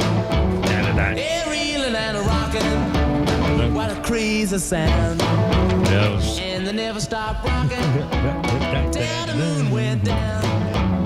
The Rolling Stones there. It was on this day in 1972, a bomb went off under the Rolling Stones equipment van in Montreal, believed to be the work of French separatists, 1972. And angry fans rioted, throwing bottles and rocks after they discovered 3,000 tickets to the Stones show turned out to be fake. 1972. Don't forget, Shannon Burke's joining us at 5 o'clock today, live from Man Country Radio down in Florida. Thing down with a thing here. Let's see. I didn't got a birthday. I'm not prepared. I don't know what's going on with me today. I'm just weird. Let's see. Lucy Arnaz's birthday, 74 years old. Desi's and what's her name? Lucille Ball's kid, Desi Arnaz. Lucy Arnaz, 74 years old. She did some acting. She's more kind of the behind-the-scenes producer type person last I knew. But anyway, she's 74, and there you go. This is weird. On this day in 1938, you probably have heard the phrase wrong way Corrigan. Well, it's a true story. A guy named Douglas Corrigan, the last of the early glory-seeking flyers, took off from Brooklyn, New York on a flight that would win him a place in aviation history. 11 years earlier, Charles Lindbergh became the international celebrity solo flight across the Atlantic. Corrigan was among his mechanics. Worked on the Spirit of St. Louis. But that wasn't enough for him. He was a Texas-born guy. In 1938, he bought a 1929 aircraft off a trash heap, rebuilt it, and modified it for what he would think to be long-distance flight. In 1938, Corrigan piloted the single-engine plane nonstop from California to New York. Although the transcontinental flight was far from unprecedented, Corrigan did get national attention because the press was amazed that his old rattle-trap aircraft survived the freaking journey. He filed plans for a transatlantic flight, but aviation authorities said, "No, you idiot, it'd be a suicide. That piece of crap's not going to fly across the ocean," and they denied his permit. So they said, "You can fly back to the West Coast." He took off from Floyd Bennett Field in Brooklyn, ostentatiously pointed west. A few minutes later, he made a 180-degree turn and vanished into a cloud bank to the puzzlement of a few onlookers. 28 hours later, Corrigan landed his plane in Dublin, Ireland. He stepped out of his plane and said, "Just got in from New York. Where am I?" He claimed he lost his direction in the clouds and his compass had malfunctioned. The authorities didn't buy any of it and they suspended his license. Corrigan stuck to it, though, to the amusement of the public on both sides of the Atlantic. By the time Wrong Way Corrigan and his crated plane got back to New York by boat, his license suspension had been lifted. He was a national celebrity, and a mob of autograph seekers met him on the gangplank. Wrong Way Corrigan. Oh, you gotta love it. 451. Flounder, let's do this for the fun of it. Let's play Shane Gillis's cut number 5. He did the ESPYs last night, and we'll played a bunch of these cuts here through the afternoon for you. And at one point, he was talking, he meant a couple things about Donald Trump. He talked about Caitlin Clark. He talked about Aaron Rodgers. We're going to talk about that. So Bill Belichick. And he also was talking about cut number 5, Joe Rogan, and made an NBA connection here. Cut number 5, Shane Gillis from last night. Right over here. Joe Rogan actually wanted me to be here to host this award show so that I could capture Adam Silver because Joe thinks he's an alien. And Donald Trump wanted me to be here to capture Juan Soto for the same reason. It's an alien joke. What are you booed up there, dude? Shut up. By the way, he poked fun at Aaron Rodgers' tenure with the Jets and the future Pro Football Hall of Famer's reluctance to get vaccinated. He said Aaron Rodgers did not take the vaccine because he predicted it would be bad for him, and then he joined the New York Jets. So maybe he wasn't right about everything after all. I think so. Anyway, so Shane Gillis. Anyway, just for the record. In case you just joined us and didn't know earlier, Connie Francis passed away at the age of 87. Now, I remember when I loved most of her songs, and I remember when she was raped at the Howard Johnson's hotel where she was staying in a darkened back hallway or something, and I believe she was a virgin at the time. I think so. Yeah. And I believe it led to security measures changing, and she won a lawsuit. She won yeah. And it led to a whole bunch of changes. Because, this again was back in the early 60s, as I recall. And so she made it through that. And then she did have some problems. She had mental health issues. Her father had her committed to psychiatric hospitals more than once. She had a suicide attempt in 1984, then her memoir came out and called Who's Sorry Now. She then got a lot better. She worked for Ronald Reagan's presidential administration for the task force on violent crime and as a voice for rape victims as well. I didn't know that she dated Bobby Darin when she was young. At the very beginning, when she was like a teenage girl, her father hated him and kept her away from him. She said Bobby Darin was the love of her life. Even though her dad kept them apart, she said, my personal life is a regret from A to Z. I allowed my father to exert too much influence over me. She was married 4 times. The last one was divorced 5 months later. Anyway, Connie Francis passed away at 87. 455. And again, just for the record, I think this shows how out of touch I am. The headline on this story about Connie Francis says, Pretty Little Baby singer Connie Francis dead at 87. I've never heard Pretty Little Baby, never heard of the song. Apparently it came out on TikTok in 2018, went viral on TikTok. 6 decades after she released the song, Connie Francis said, to tell you the truth, I don't even remember it. I had to listen to it to remember. She recorded it 63 years earlier. And she says, it's touching the hearts of millions of people. Truly awesome, amazing feeling. Children in kindergarten are knowing my music and my name is just thrilling. And again, because of TikTok, gave Connie Francis millions of new fans. And because of TikTok, that I've never been part of, I had no idea. I'd never heard the song before. Talk about a split in the generations of where you get your information. I mean, really, I was astounded when I thought, Pretty Little Baby, what the hell is she talking about? Anyway, where the boys are, everybody plays, somebody's fooling all that stuff. All right, 455. We got a Flounder's Funny coming up. And after that, by the way, we have, I don't know whether it was Peter Flounder found this earlier last night, but we're going to help some of you young people snap out of your problems. Trying to get the things to work right and stuff like that. We'll get to that in a second. One quick celebrity update here with the cute little Emma Watson. She has now been banned from driving in the United Kingdom for 6 months. And she's got to pay a speeding ticket. And the problem was she got banned for driving for 6 months because they caught her doing 38 in a 30 on a camera. 38 miles an hour in a 30-mile-an-hour zone.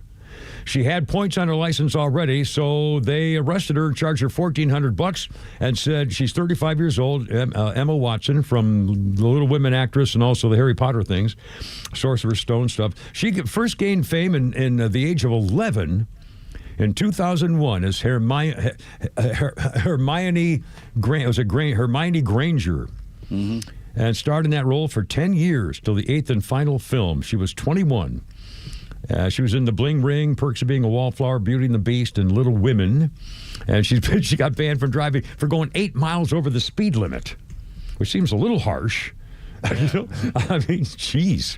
Anyway, coming up, we got stuff. You're going to hear how little people can get their lives straightened around just by listening to old timers like the Kimmer. Kind of brought that around to the Kimmer, if you know how I do that. But first, another Flounders Funny out there somewhere as we. Since we've been doing Shane Gillis, hold on, I'm going to work on my phrasing. Since we've been playing Shane Gillis, I figure I'd get our favorite and we can listen to this. Excellent. We're all adults. We all agree the Special Olympics is a good. God, here we go. It's a good program. Oh Lord. Oh God. It's great. I just feel like the guy who came up with it had to be like a real risk taker. You know what I mean? That's a wild thing to suggest for the first time. Just some guy in a board meeting, like, I got an idea. We should be racing these motherfuckers. I'm sorry, God. I was like, what'd you say? I'm going to count over, said they're the fastest ones. So we settle it, you know? I'm not making fun of the Olympians. The concept is wild. It's a wild, like if your best friend invented the Special Olympics and told you about it first, you'd be like, don't ever tell anybody. Who the fuck are you going to tell that to? What are you doing? Pole vault?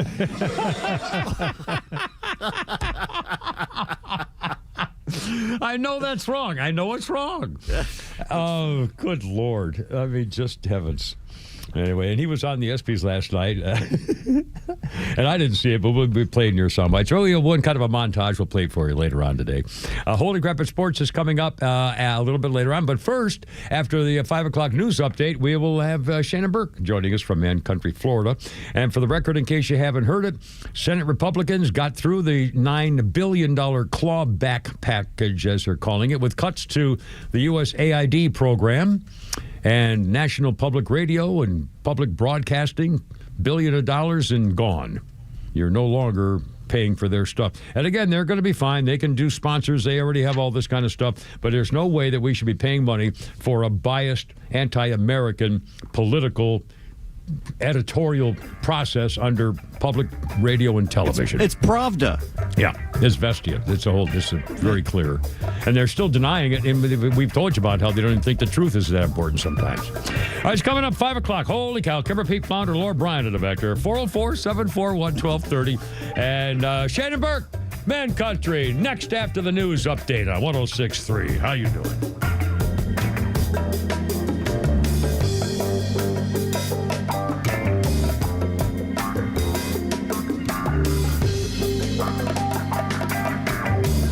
The Kimmer Show is live on your ride home on WFOM and W292 EV Marietta, a Dickey Broadcasting Station. XTRA 106.3.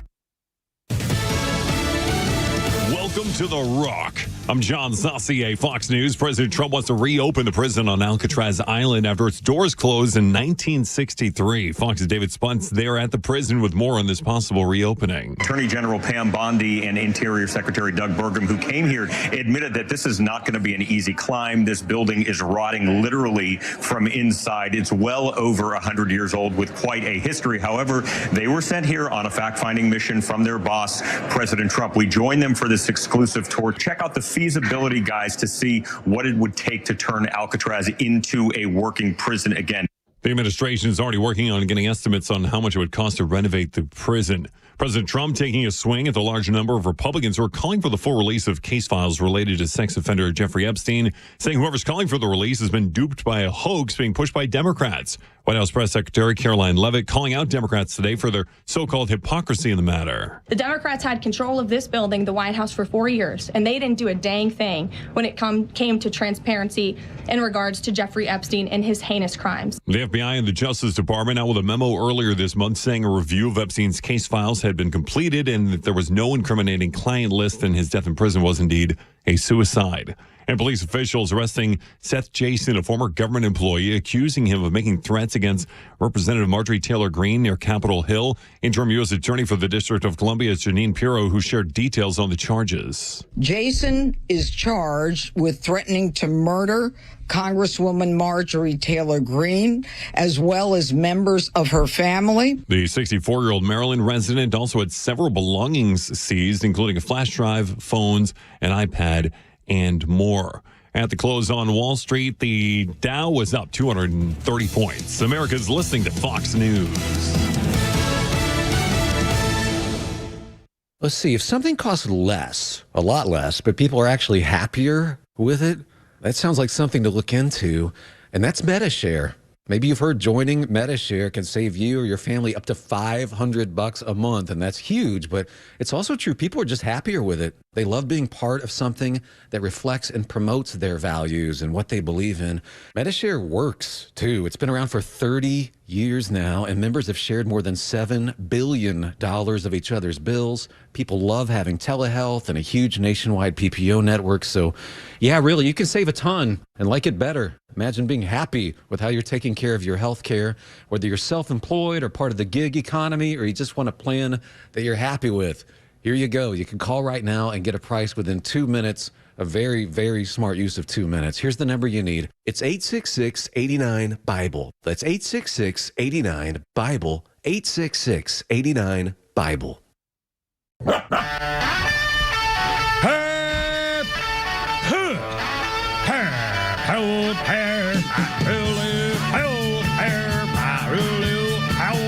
Let's get it together, ladies. Left shoulder, right a blank.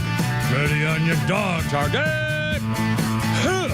Hair, I'll hear live a hook. Road guards out.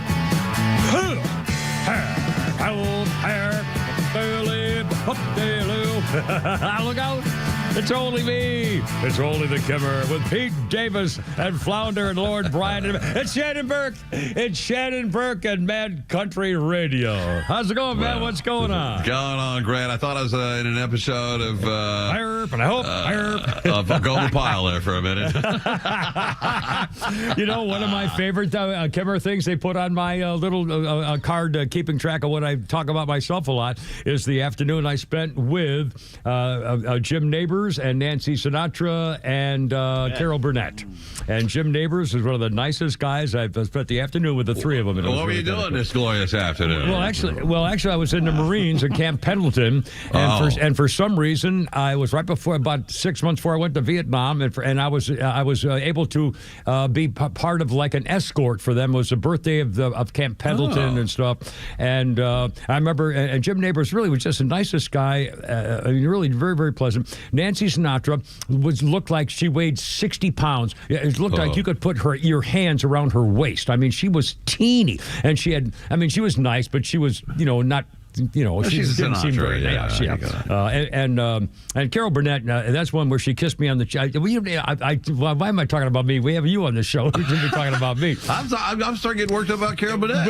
This she kissed you on the line? What she kiss you? Yeah, I'm on the edge of my seat now. Well, and again, for all of my people who have heard this before, and Pete's going to rip me on mercifully for this too, but we were leaving it was in a trailer when we were all done, and we were coming down the trailer steps, opened the door, and I stuck down the steps, and Carol Burnett right next to me, and a photographer for the San Diego Union or Tribune, one of the two, said, "Miss Burnett, can we get a picture?" And she said, "Sure." She grabbed me by the head, by the face, and kissed me on the cheek. Do you have this picture? Well, here's the thing. It was in every newspaper in America. And my mother back in New England, wrote a letter to, I sent her the newspaper. My mother wrote a letter to Carol Burnett. It just said, Carol Burnett, Hollywood, California. And Carol Burnett got it and wrote a letter back personally to my mother saying, I remember your son. He was really sweet. That wonderful afternoon. I swear to God.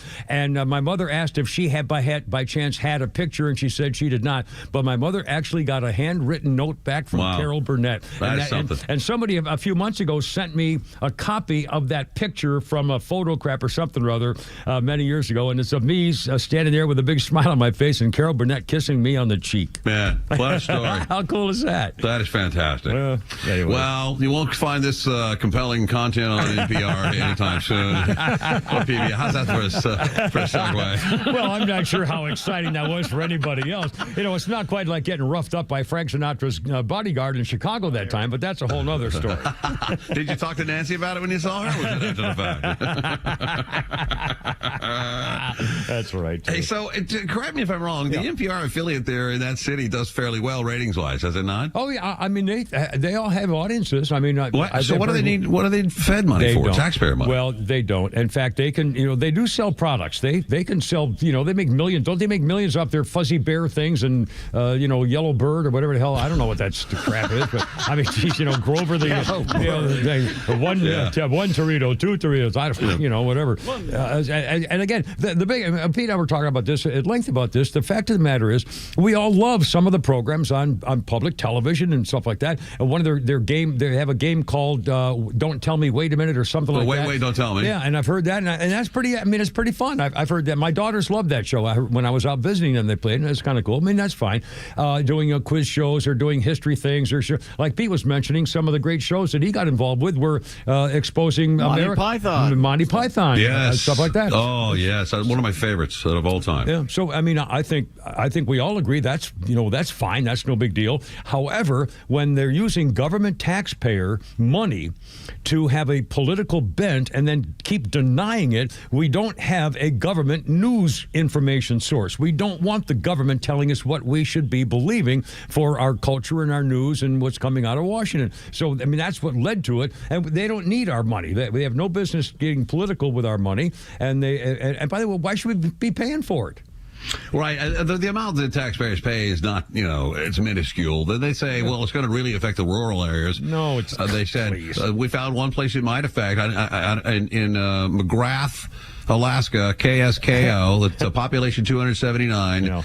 I don't know where they're going to get their car talk from now, or Prairie Home Companion. It's going to be a disaster. Well, they're still going to get them. They're going to have the money. They can sell stuff. They have commercials and advertising and grants. And I mean, this is silly. I'm not worried at all about what's going to happen. They're going to come out of it. And again, it's their own damn fault. Remember that the woman president was being grilled on Capitol Hill, and they caught her actually testifying that sometimes the truth gets in the way of getting to where you want to go with the issue. I mean, how the hell can the truth get in the way? The First Amendment can be really troublesome going for that whole truth thing. Yeah, the whole First Amendment gets in the way. The First Amendment gets in the way. Thank you. That was the exact phrase. The First Amendment sometimes gets in the way. Yeah. She's a real peach. Yeah, and then they deny they're biased in any way. Right. Read the headlines. Yeah. All you need, as deep as you need to go, is in their headlines. And look, I say what you want to say. Tell the world the only way to climate change freedom for us to live is to you stop eating meat and blah blah blah. If that's what you believe, say it all you want, but don't say it with government, with taxpayer money. Yeah. Just don't. And you have to identify it as it used to be. I remember growing up as a kid, and for years and years, even into the 70s, TV stations and networks had a commentator. Remember Eric Severide would be on CBS, and now commentator Eric Severide. I mean, that's fine. That's exactly what you want. Our local TV stations, everywhere I worked when I was a TV anchorman, we absolutely you have a commentary, and it's labeled, and everybody's happy. Right. So, I mean, what's that? If they did that, then I could see. Then it wouldn't be a problem if they usually admit what they're believing and saying. Now, again, if they're obviously just bashing the president of the United States all the time, then why would you fund that? But at least if they identify it, then I don't have a problem with telling the truth as long as it's open and honest and you know about it. I can deal with that. They've also lost the fact that we see what this woman says. You're going to tell them that this is the way you think,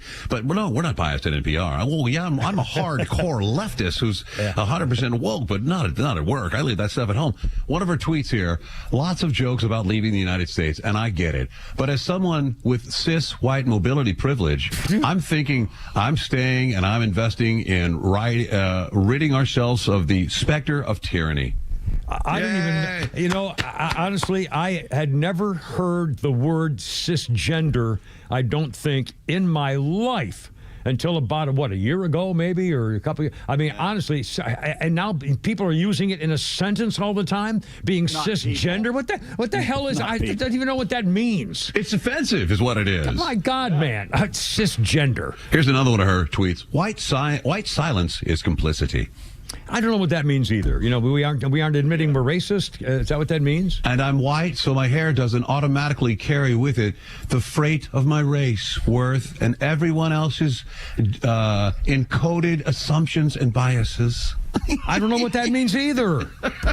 Encoded biases because your hair doesn't curl like a black guy? Is that what you... I mean, oh my God. Self-loathers.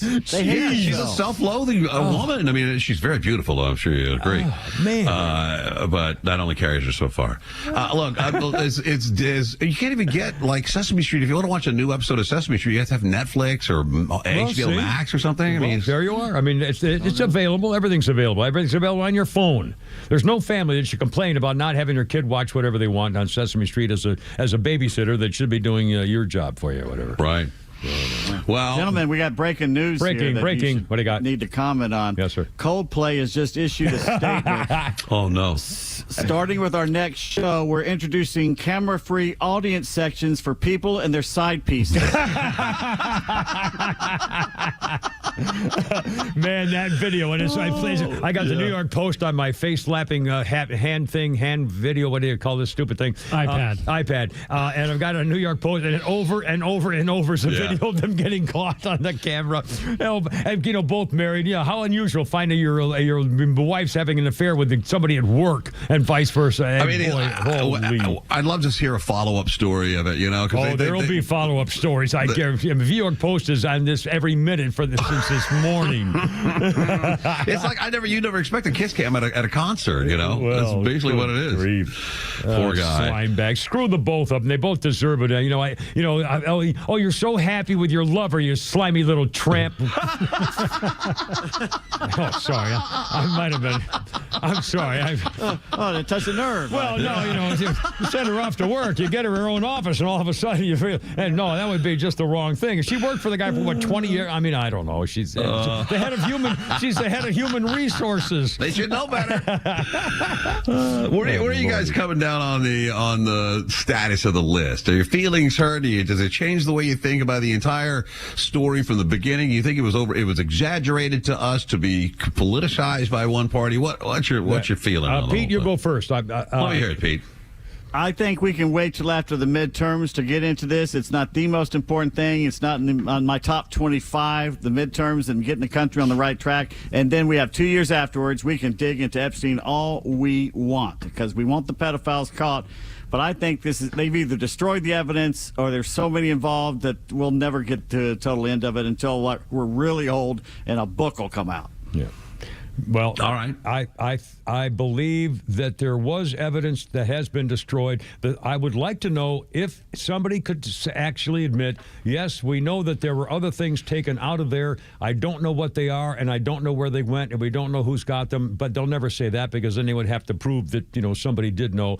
And the thing that bothers me, and I've mentioned this yesterday when all the stuff came out. I'm one of the many guys who says Republicans have to start getting tougher with our goals. The Democrats all stick together, and they will do anything. The end justifies any means by the Democrats. Lying, stealing, cheating, putting Donald Trump in jail, convicting him of felonies, shooting him in the freaking face. They will do anything to win. Republicans have to do anything to win, and even if it means saying, okay, for now, forget the Epstein thing. There's no evidence of anybody did anything wrong who still is alive today or is in any kind of a situation with as a public official.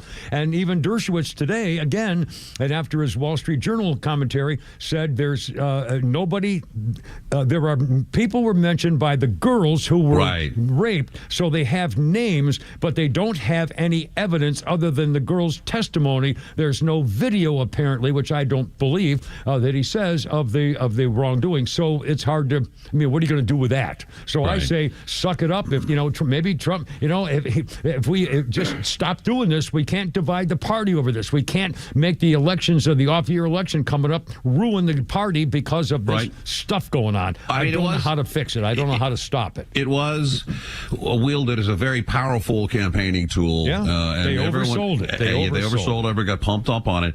But my only fear is that if we don't get something between now and the midterm, you heard Judge Napolitano says that he believes Trump's on the list and he's being bribed by the Mossad to keep the list out of the press. I mean, it leads to more wild speculation, and the wild speculation leads to something to be politicized in the 2026, and the conspiracy theories and blah blah blah.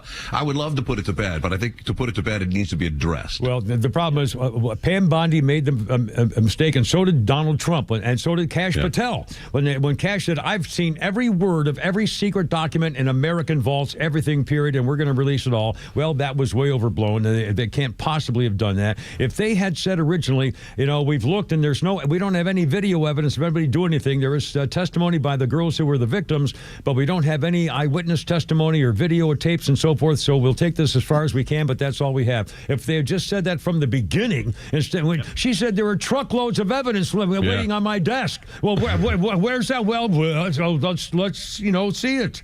Anyway, so we got to. I think we have to suck it up. I think we have to say, put this aside because we can't lose. We cannot lose. If they win the House again, it's over. I know. But look, you've got the big beautiful bill is done. You've got the clawback, $9 billion in clawback. We've done finally after 20 years of talking about it. So many wins, so many wins. It's and if he can get the wars, if he can get this war business in the next few months before the midterm elections, holy cow! I mean, he's winning everything. And more people announced today that they're building plants in America again. I mean, every single day, Donald Trump he's changing the way an American president runs the business. It's unbelievable. Really. Have you read some of the continuation of Doge and some of Joni Ernst's work and the stuff she's uncovered? In fact, what was I just reading about Joni Ernst? About the, what the hell was it? Swimming pools. Oh, the swimming pool. Yeah, $1 billion in swimming pools, including in Russia. Iraq, Indonesia, we got some pool. Well, Haiti's got a new pool pump installed. It's Zimbabwe, you get a pool. You get a pool. So Eric and I were talking about it. I think we just gotten to the point where, you're looking at so much debt, $36 trillion. What's another $2 million on pool upgrades at our embassies? Let's let the boys have a nice swim.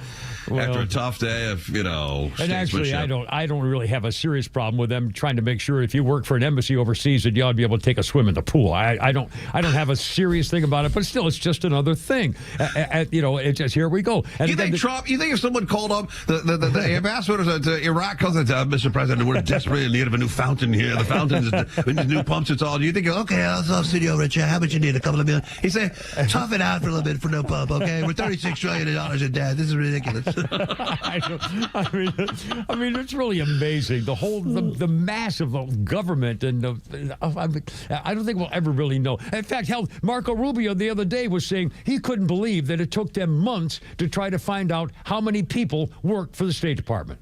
Nobody has any idea. They went to every department and said, "Who works for you?" And said, "Well, we don't. The list is here somewhere." Nobody knew how many people worked there. Wow. What? Seriously. That's alarming, man. That's gotta work. Yeah, and they just fired 1,300, and they still don't know how many people work here. Exactly. He said we don't know. We don't know how many. They don't know how many people work for him.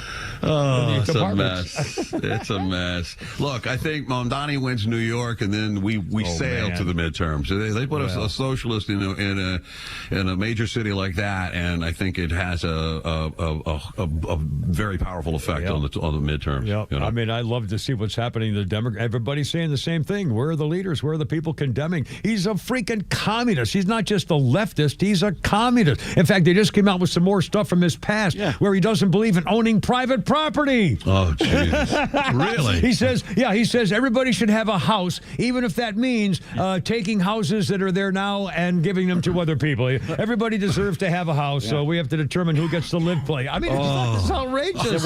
What will you do if you personally run out of money? Goes, oh, my parents will take care of me. Yeah, my parents took care of me. It's like John Oswald, the trust fund baby who worked on documentaries. United States Senator from Georgia. Good Lord.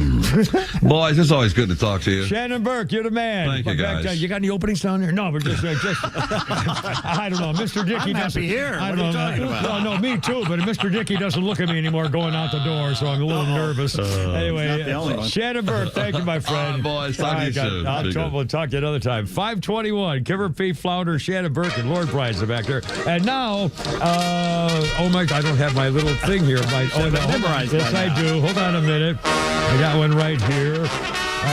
Let's see. Helen Hunt married Hank Azaria. They filed for divorce 9 months later in 1999. Now, Holy Crap in Sports and Pete Davis.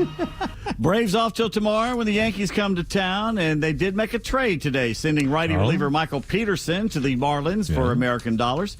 Peterson, a 4.05 ERA across 6 2/3 innings this season, appeared in 4 games for the Braves, 5 strikeouts. Well, the All-Star game here in Atlanta Tuesday night, a big success for Diamondbacks second baseman Ketel Marte, who started the game and drove in both Shohei Ohtani and Ronald Acuna Jr. and got the scoring started, that first inning double. But off the field back at home in Arizona, not so much. Marte's home in Scottsdale was burglarized in what police are calling a high-dollar residential burglary. Oh, man. Targeting baseball players who were out of town and they know it and didn't have security. Oh, man. Lots of personal items, jewelry were stolen. No one was home at the time. Oh, boy. During the red carpet walk Tuesday, reporter Vin Verlander asked players how many hits would the average fan get off a major league pitcher if they had 100 swings.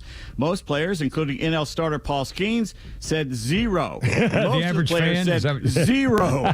I think I could touch one of the balls. Maybe just stick the bat out there and hit it. If they throw a slider at you, I don't. If you throw a if he throws a slider, I'm doomed. If they throw a fastball, maybe, but just by swinging when you see his arm release. A curveball. I could hit a curveball, but I can maybe, a slider not just a drive me slider. crazy. No. Ronald Acuna Jr. said 3 or 4. So he was out very of nice 100. with it. Well, I don't know. Fox Sports MLB says fans have voted Braves catcher Drake Baldwin the midseason rookie of the year. So really? very nice. Outstanding. Yeah. Good for him. Day 4 of SEC Media Days in downtown Atlanta. Mizzou head coach Eli Drinkwitz cracking wise. Drinkwitz addressed the media with this nugget of joy, and I quote, just as a reminder, I'm not going to answer any questions about the Epstein files, the radiation belt, whether or not it's possible for Lee Harvey Oswald to get 3 shots off in 7 seconds. I will answer questions about Mizzou football, end quote. Well, it's pretty clever.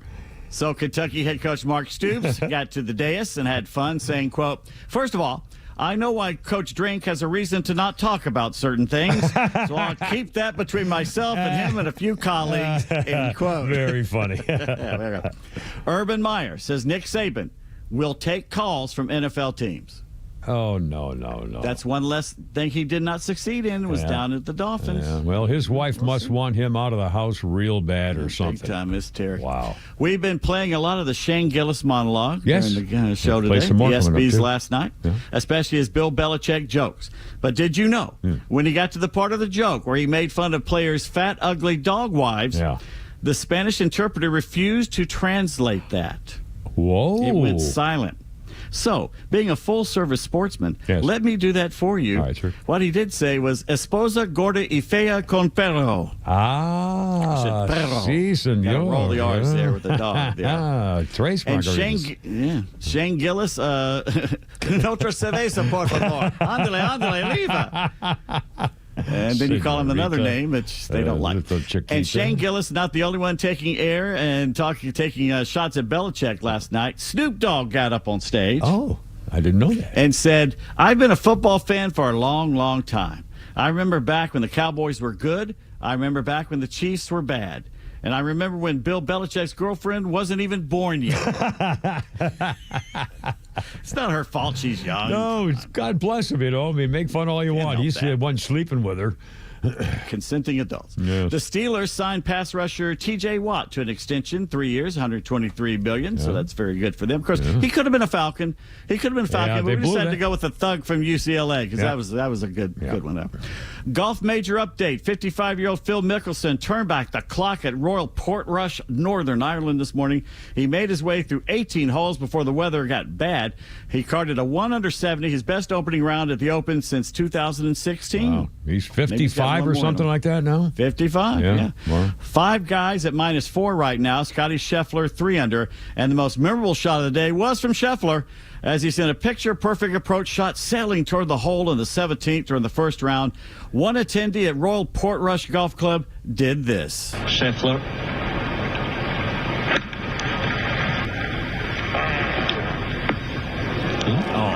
Barely hit it. What he was happy about, there's so much to say about that shot. It's sounding off the clock face.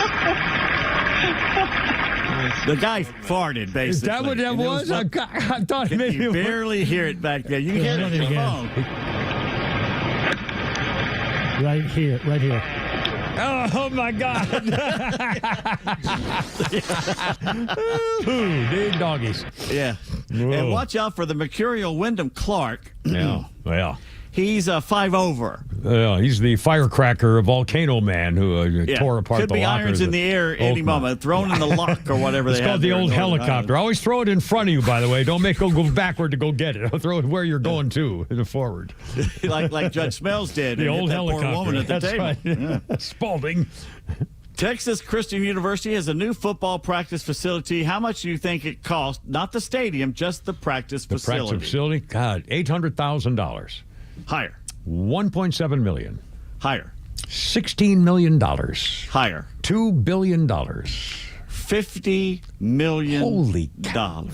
So what's in there for $50 million? Yeah, well, it gets hot in Fort Worth. Yeah. These student athletes can step inside and immediately flip the season. TCU is now the only school in the nation with a dedicated snow room. Oh, You they heard have me. artificial snow. Are you telling me that? Snow room.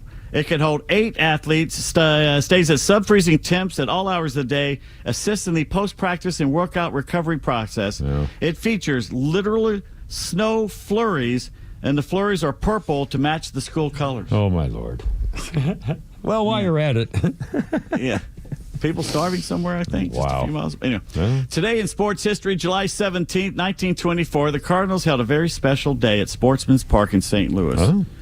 I hope the people they held it for didn't show up, though, because it was Tuberculosis Day. Oh, no. At Sportsman's Park. Oh. 1991, 2 naked fans ran into the field at Fulton County Stadium. What did they do? Do you remember what they did? No, I don't. Streakers? I don't remember what they did. They slid into home plate. Oh, God. All right. Talk about strawberries. Yeah, that would. I ain't sliding on gravel and dirt and all that stuff they got there. The duo was caught by the security guards, not distracted. The Braves defeated the Cubs 12-2, despite the apprehension of the other guys. And their sport. Brutal. Well, we're not quite done. We have a little teeny something here left for you, Pete Davis. On this day in 1990, the Minnesota Twins became the first major league team ever to score 2 triple plays in the same game and still lost to the Red Sox 1-0. Minnesota, 1990. Scored them. And on this day in 1954, the Brooklyn Dodgers become the first Major League Baseball team to field a majority of black players. Fielding 5 black guys on this day in 1954. The roster included greats Jackie Robinson and Roy Campanella. They lost to the Braves of Milwaukee 6-1. The Dodgers back on this day. It's 5:30. Kevin Pete Flounder and Lord Brian coming up. We'll play some Shane Gillis for you coming up here. Kind of a montage of his stuff last night in case you missed it. And also how young people get their act together for old farts like me. All standing by here on...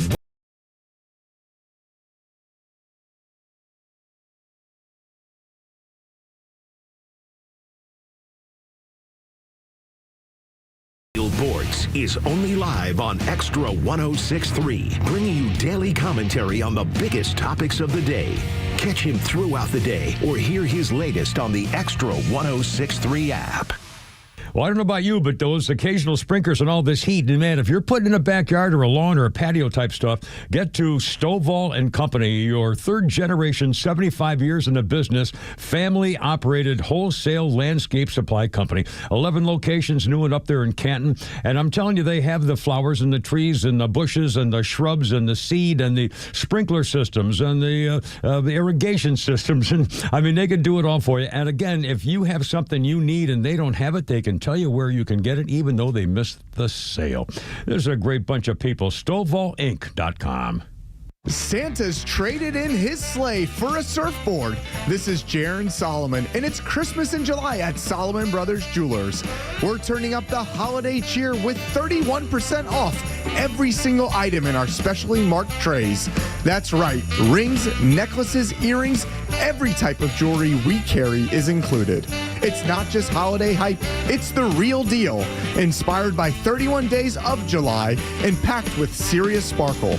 Come see why we're Atlanta's only 5-star rated jeweler with over 3,000 glowing reviews. The preferred jeweler of the Atlanta Braves, a proud partner of the Georgia Bulldogs, and the official jeweler of the Georgia Tech Yellow Jackets.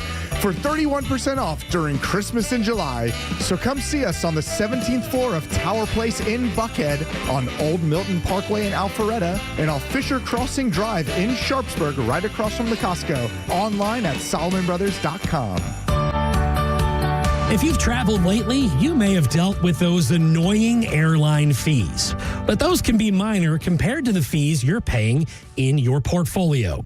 Kevin McAlpin here today with Evan Ward of Atlas Retirement. So, Evan, when you do a fee analysis, what are some of the things you typically uncover? Kevin, most of the folks who come in my office for the first time, we do a full review of their entire portfolio, and they're very shocked at what they're actually paying in fees because there is no receipt that tells you exactly what you're paying, except there really is. You get a 400-page prospectus every year, and no one reads them because on page 68 and 400 and 362 and 27 and 342 are where all your fees. And if you can find them, you can deduce exactly what your receipt is, but no one ever reads those. No one can ever decipher them because that's by design. My industry's created those so that you can't find them. And so what we do is we do a full analysis, do a full deep dive into what you're actually paying.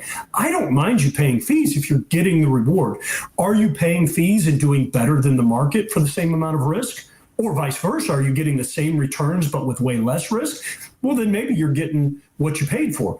I don't mind hiring and paying for quality, but we got to do a review to know, one, exactly what you're paying, and two, are you getting what you pay for? And if you don't know that, then we have to do a review to be able to know exactly where you're at. Call Atlas Retirement for a complimentary fee review on your retirement savings and investments. That number is 678-736-7799, 678-736-7799. Or get more details anytime online. It's atlasretirement.net. That's atlasretirement.net. Investment advisory products and services made available through Impact Partnership Wealth, LLC, IPW, a registered investment advisor. Hey, this is Matt from East Cobb. We basically bought our house from our in-laws. It was my wife's childhood home. One of the issues that we've had when we first moved in was our dog in our backyard. It was extremely shaded, could never grow grass back there. We resodded it twice. So ATL Turf Co. did an amazing job with our backyard transformation. They basically created a miniature golf hole. We have a miniature fairway. We also have a miniature little putting green. Consists of about 4 holes, total about 40 yards, so you can definitely work on your short game and your putting. After that transformation that ATL Turf Co. did for us, my father-in-law came and saw his house the way it looked after the fact of we had a putting green and a miniature golf course. Sure enough, he did the same thing with ATL Turf Co. He has a beautiful backyard, wonderful stonework, drainage, and a beautiful practice area for chipping and putting. Check him out online at atlturfco.com.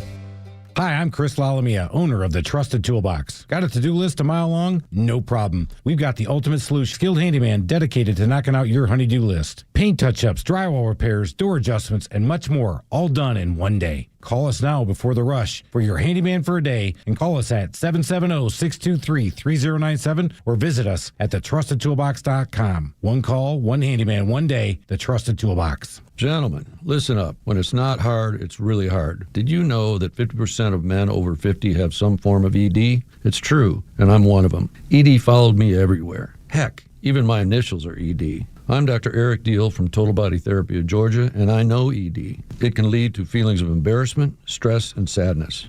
But there's good news. I can fix it. I fixed mine, and I can fix yours too. At Total Body Therapy of Georgia, we are experts in the P-shot, testosterone replacement, regenerative therapy, trimix to create an erection, and more. Guys, ED won't get better on its own, but I can help you today. Call us at 404-777-1911. That's 404-777-1911, or learn about us more online at tbtofga.com. So take it from me, ED, Dr. Eric Deal at Total Body Therapy of Georgia. Call 404-777-1911 or online at tbtofga.com. The Morning Extra, starting your day the right way. Weekdays from 6 to 10 a.m. People are moving out of these communist areas. And so this is their retort to that. This is if you're going to get our new voters and the people that we're counting on for power, if you're going to ship them out, we are going to riot. That's what it's about. The census numbers for 2030. Atlanta's only conservative news and talk station is XTRA 106.3. Ah, there we go. Little jazz. Trying to find the right note over and over. There it is. Oh, you missed it. Almost. 5:37. Kimmer, Pete, and Blonder. Get your chick. A little something there, a little candlelight.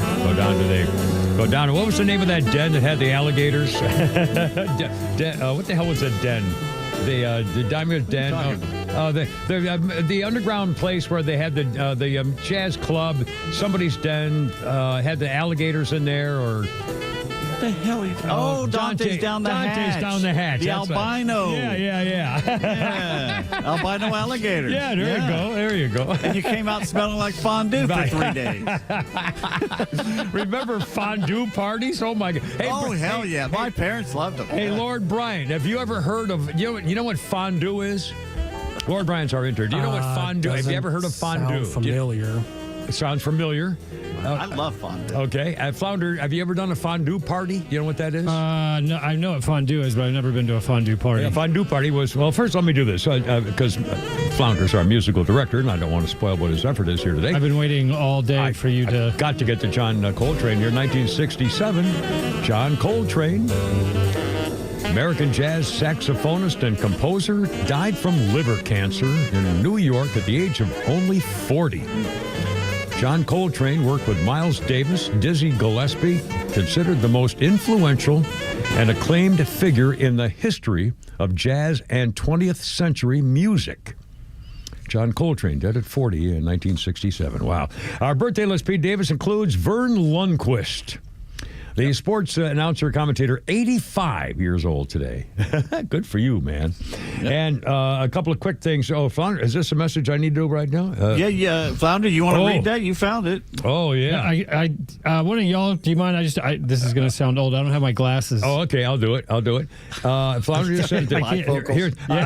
Again, on my lap pad here thing, I have the New York Post headline story, and it's over and over and over the video of the two slut cheater tramp people getting caught on the kiss cam at the Coldplay concert last night. Both of them freaking married and dirty, slimy, rotten cheats. God, I'll be darned. Having an affair with somebody at work. Golly, never heard of such a thing. And now in fact, what was your line, Pete? Pete just came out. There's a new section now for Coldplay concerts in the future. Yeah, for people and their side pieces. Yeah, no kiss cam in the area if you bring your side piece. No cameras left. Did you find your glasses there, Flounder? Well, I got it right. I did. Go ahead and read it, Kimmer. Well, this is a statement now from Andy Byron, who was the CEO who got caught. He's a billionaire from the company, got caught with his lover, his side piece.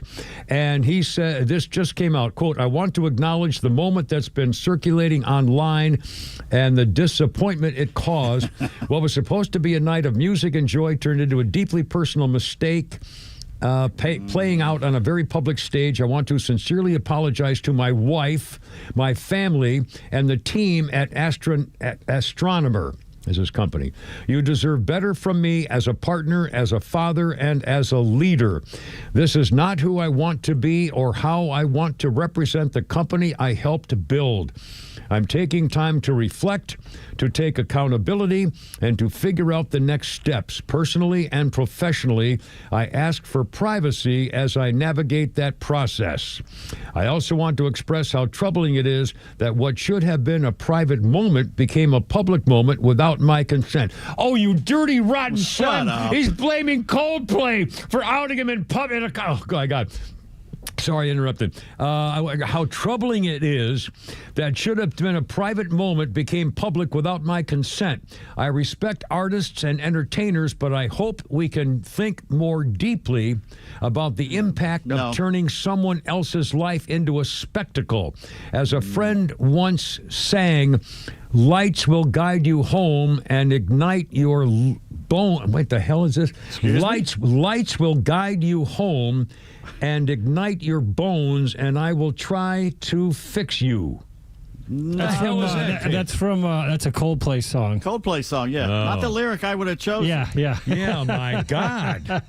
Bones. What a and, scumbag. Well, first, I'll give him this. He didn't say, "This is not me." Because he also, Well, "This true. isn't me." Yeah, it is you, because you did it, and we know you did it. He says, "It's not who I want to be." He was doing so well until he got to the third paragraph there, and basically started fourth, blaming Coldplay for what happened there. Hard to Dude, you believe. went in public. Like someone's not going to recognize you? There's no one else's fault. There's no one else has anything to do with this except your lover, your side piece.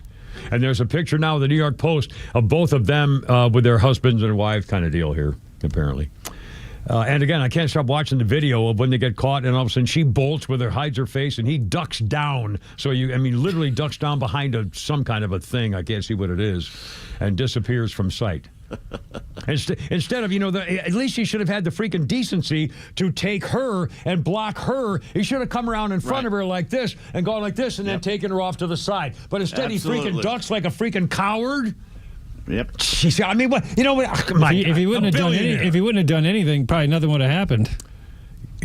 Actually, if they had just frozen. If they just froze and just, Frozen like rabbits, Now, then the only people who would have known would have been the people at the concert. Yeah. So he would have gotten away with it. She and he would have gotten away with it. Unless there was someone at the Coldplay concert who knew who he was, or, Well, what are the chances of that? Yeah, but again. Who would have seen the Kiss Cam? But again, anyway, either way, you got what you deserved, and now your life is going to be changed forever, and you'll never get over it, and they'll never forget you, and you deserve, both of you slime bags deserve everything you get. And also, it's out in the open now that can be dealt with. Otherwise, how much longer would this gone where they're sneaking around and how it would be found out then? So, you know what? It's now you got to deal with it. Yeah, I'll bet she won't release it. Well, she might. She's the human resources director. Now, they can't keep her there. She's been there. She's been there like 20 years. He was just bragging about her right before they got caught. But they can't cut her and keep him. Well, he's taken a leave of absence. He just announced that he's going to take time to reflect, which means he's not going to go back to work for a while. But again, there's got to be some announcement about her. If she broke the rules of the HR rules, she can no longer work at that company. She broke the massive rule there. Yeah, unless they have with the boss. Unless they have some kind of secret document acknowledging that they're having an affair, and therefore it's on public record in the company files or something, which is ridiculous. But again, what a. Just sleazy. Just don't. It's not worth it. Just don't cheat. It really ain't worth it. Just don't cheat. If you don't want to be with the person, or you want to be with somebody else, break up with that person first, or divorce them, and then you're free to do whatever you want, and nobody can judge you at all. Yeah. Especially somebody at work. I mean, it's just, anyway, I don't know. 544, Kim, Pete, and Flounder. Oh, you know what, Flounder? Let's do this. We'll cheer you up a little bit of this. If you're young and stupid, not that they always go together, here now, the boys here have found a really important kind of a lesson here. Listen now, if you will, as young people of today enter the old people's zone for some tough love. Cut number 1, Flounder, if you Grandma, will. I'm depressed. Depressed? Go mop, you heifer. At your age, I had land and 5 children. I just want to rest, Pawpaw. You've been resting since birth, son. Shovel's over there. Grandma, I need a safe space. Go stand in the shed and talk to Jesus. I think I need a mental health day. Back in my day, we called that Saturday. I've got anxiety problems. Sweetheart, when I had anxiety, I called it Wednesday and kept on cooking. I'm having an existential crisis. Try having gout and a mortgage. Grandma, I need to find myself. Try the mirror, unless that's broke too. Grandma, I've got low self-esteem. So do these biscuits. Still rise anyway. I just got dumped again. So did last night's casserole. Move on. Some old people tough love, just for the record. And coming up, we'll do a little montage of Shane Gillis here, and then coming up shortly, Kim, Pete, and the Flounder, and Laura Bryan in the back. All right, how's your Thursday so far? Look out.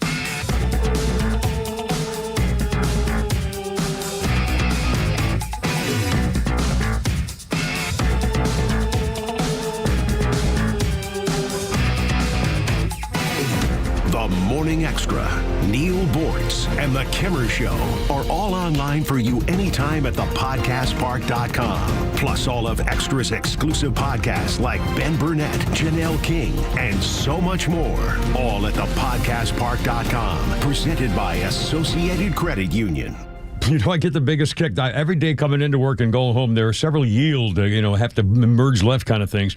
And, everybody tries to squeeze in, and there's little thing. I see almost every day, I see somebody either getting into or almost avoiding a traffic accident. And I keep thinking about how, who's going to settle that one? Well, your insurance company said I had the yield. No. Well, if you want to argue that stuff, fine. But I would go to David Van Sant. David Van Sant used to work for the insurance companies, and he is one of the top trial lawyers, and he's on the list of the top 100 trial lawyers in Georgia. And I can't emphasize this enough, too. He's a super lawyer. There's an actual list of super lawyers, and he's been on it for years and years and years. David Van Sant. When they see his name and number ringing up on their phone, you take it. We're going to have to settle making the insurance companies pay more than they want to. It's complicated, and not every case is the same. And we love insurance companies, but, they don't want to pay more than their little charts tell them to pay. Well, David makes them pay more than they want to. And, if you don't get paid, he doesn't get paid, so you are definitely number one. Take the complication out of it. Let him take care. And by the way, he's a personal injury attorney. If you've been wronged and you need somebody to make up for it, call David Van Sant, 855-GA-INJURY. Online, vansantlaw.com. Hey, it's Front Office Lowe's for Howard Brothers and Cub Cadet. Looking for a mower that's built to last? Look no further than Cub Cadet. At Howard Brothers, they've got the Cub Cadet lineup that delivers power, performance, and precision. But here's the best part. When you buy from them, you're not just getting a mower. You're getting service, support, and a team that's here long after the sale. Don't just buy a Cub Cadet mower from anywhere. Buy it where you can service it. Howard Brothers, serving your community since 1955. Neil Bortz here. Maybe you've already taken the steps to improve your health, maybe save your life. You're using a CPAP for your sleep apnea. I've been using one for well over 20 years. So right now I'm here to tell you about a source for CPAPs and CPAP supplies here in the Atlanta area. CPAPs, etc. They're in Alpharetta. They have whatever you need. Roddy and Sharon are your CPAP experts, and they'll ship nationwide. More information, CPAPs.com. This is Window Nation, your source for affordable replacement windows at the highest quality. So if you've got old, drafty, sticking, or leaking windows, you need the experienced pros at Window Nation. You can pay a lot less and still get the premium windows you're dreaming of. Their custom windows are guaranteed to be a perfect fit, and they're backed by the best warranty in the industry. Go to getwindownation.com or call 866-90NATION for your free estimate. And for a limited time, get 50% off all window styles, plus pay no interest for 5 years. Advisory services offered through Master Plan Retirement Consultants, Inc., a registered investment advisory in the state of Georgia. Insurance, tax, and commodity services offered through Fricks & Associates, Inc., DBA Master Plan Retirement Consultants. The aforementioned are affiliated companies. Retirement means different things to different people. Some folks want to travel the world. Some folks want to spend more time with grandkids. For me, I'm looking forward to spending more time with my guitar.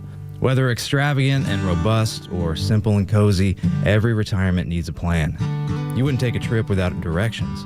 You have to know where you are before you know where you're going. Master Plan Retirement Consultants have helped many like you plan for their own retirement. Not only does Master Plan help you create the roadmap, they join you on the journey.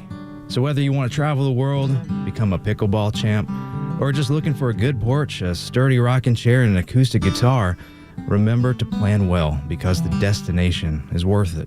Visit masterplanretire.com to schedule your complimentary consultation today.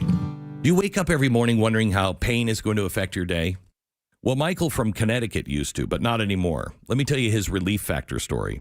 Michael was dealing with elbow pain, which made using his hand and his arm very difficult. Nothing he tried worked until he started taking Relief Factor. Well, his elbow pain went away, and then he noticed my other aches and pains are going away. On top of that, he felt like he had more energy. I mean, his life changed. Same here, Michael. I couldn't write. I couldn't paint because of my pain. I tried Relief Factor. I had lost all hope until I tried Relief Factor. If you're living with aches and pains, see how Relief Factor, a daily drug-free supplement, can help you feel better and live better. Join the over 1 million people who have turned to Relief Factor, just like Michael. Call now and try their 3-week quick start for just $19.95. It's less than $1 a day. Don't let pain keep you from living every day the way you want. ReliefFactor.com, 1-800-4-RELIEF, 1-800-4-RELIEF.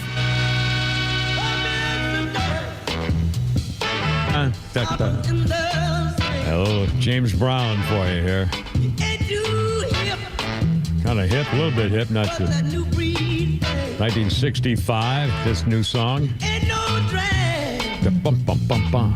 Papa's got a brand new bag. King Records released it. Papa's got a brand new bag. Went to sell 2 million copies. Got the Grammy Award for Best Rhythm and Blues Recording. Papa's got a brand new bag, considered seminal in the emergence of funk music as a distinctive style. I said funk. James Brown. And he was great in Blues Brothers when the minister came. A couple things here. Quick birthday to Mark Burnett, the producer behind reality shows The Apprentice, Survivor, Are You Smarter Than a Fifth Grader? Mark Burnett is 65, married to Touched by an Angel's Roma Downey. They produced The Bible and Son of God together. Mark Burnett's 65 years old. And I mentioned the other day when Dr. Spock's baby book, the Common Sense Book of Babies, came out on this day, the other day in 1946. But it was on this day in 1924, the future baby Dr. Benjamin Spock wins an Olympic gold medal for rowing in the 1924 Summer Olympics. He died in 1998, Benjamin Spock. And on this day in history, in 1842, mermaids pictures appeared in New York newspapers, an elaborate hoax orchestrated by P.T. Barnum. He wanted to draw attention to his museum. He had a friend pose as a British naturalist, bringing a mermaid to New York. The naturalists of the day had heated debates in the newspapers as to whether it was real. The mermaid was actually an example of a traditional Japanese art form used by fishermen in religious ceremonies. It was composed of a monkey's head attached to a fish body and was probably created in the early 1800s. It became known as the Fiji Mermaid, was the first of Barnum's hoaxes, and it was a huge success. He drew enormous crowds to his museum because of this gimmick of the mermaid in 1842. Anyway, there you go, 5:53. Here's Flounder. I kind of backed it all up together. It's my fault, but I want you to hear Shane Gillis, a little montage of Shane Gillis here, if you will, Flounder, from last night at the ESPY Awards. Donald Trump wants to stage a UFC fight on the White House lawn. The last time he staged a fight in D.C., Mike Pence almost died. All right. You don't have to do that. It was fine. I didn't write it. Actually, there was supposed to be an Epstein joke here, but as it got deleted. Must have probably deleted itself, right? Probably never existed, actually. Let's move on as a country and ignore that. Joe Rogan actually wanted me to be here to host this award show so that I could capture Adam Silver because Joe thinks he's an alien. And Donald Trump wanted me to be here to capture Juan Soto for the same reason. It's an alien joke. What you boot up there, dude? Shut up. When Caitlin Clark retires from the WNBA, she's going to work at a Waffle House so she can continue doing what she loves most, fist-fighting black women. I didn't write this. Put your hands where my eyes can see is what they say when Deshaun Watson gets a massage.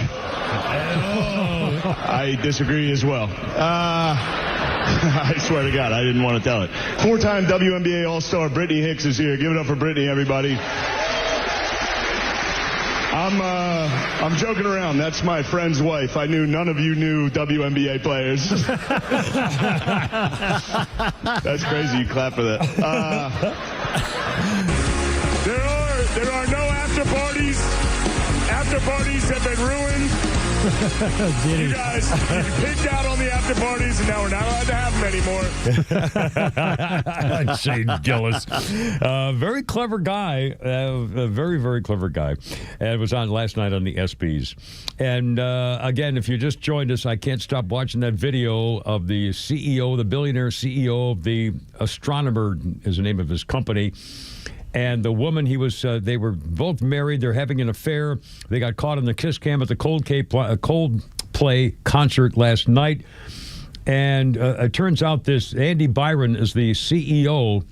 He had hired this woman just last November. So she's worked for him for 7 months or whatever, 6, 7, 8 months or whatever it is. And are obviously been having an affair. Both caught, both married.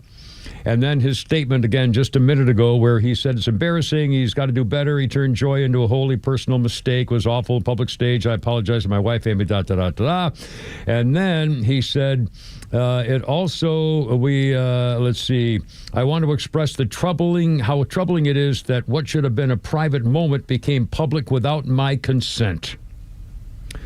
Deeply feel bad about impact of turning someone else's life into a spectacle.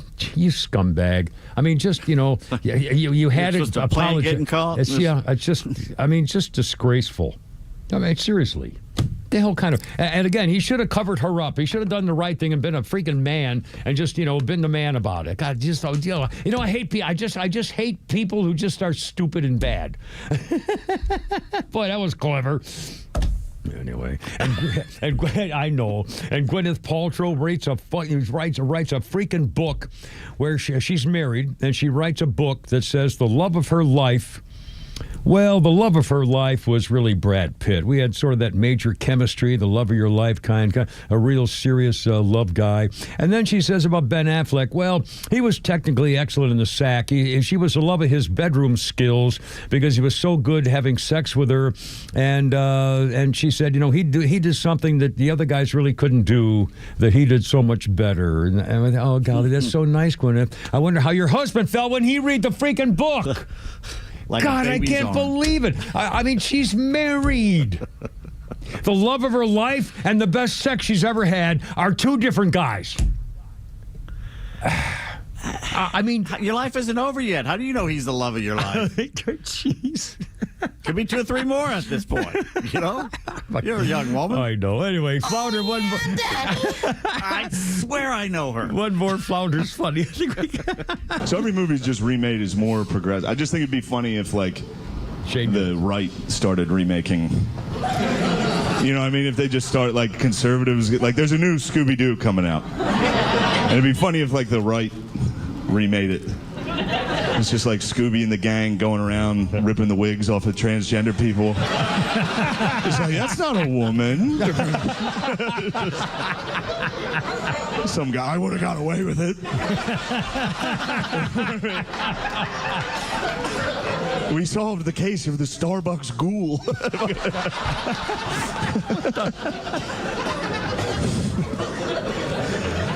Has enough time passed that we can we admit that Trump was funny? Can we finally admit that he was funny? Trump is funny. Well, hold on. I don't like the tone of that. That's not what I'm going for. That's not it at all. Anyway, Tara Pete Flounder, Lord Brian in the back. Boys, have a great one. Let Her Rip Friday tomorrow, and we'll do a Pete's game, standing by, and all kinds of stuff. In the meantime, sing me home, Christine. I gotta go. You're killing me. All right, here we go, baby. Good luck with trivia night tonight. Hoorah, Semper Fi to the Mountain Girls. We'll always have the battery. Yup, yup, yup.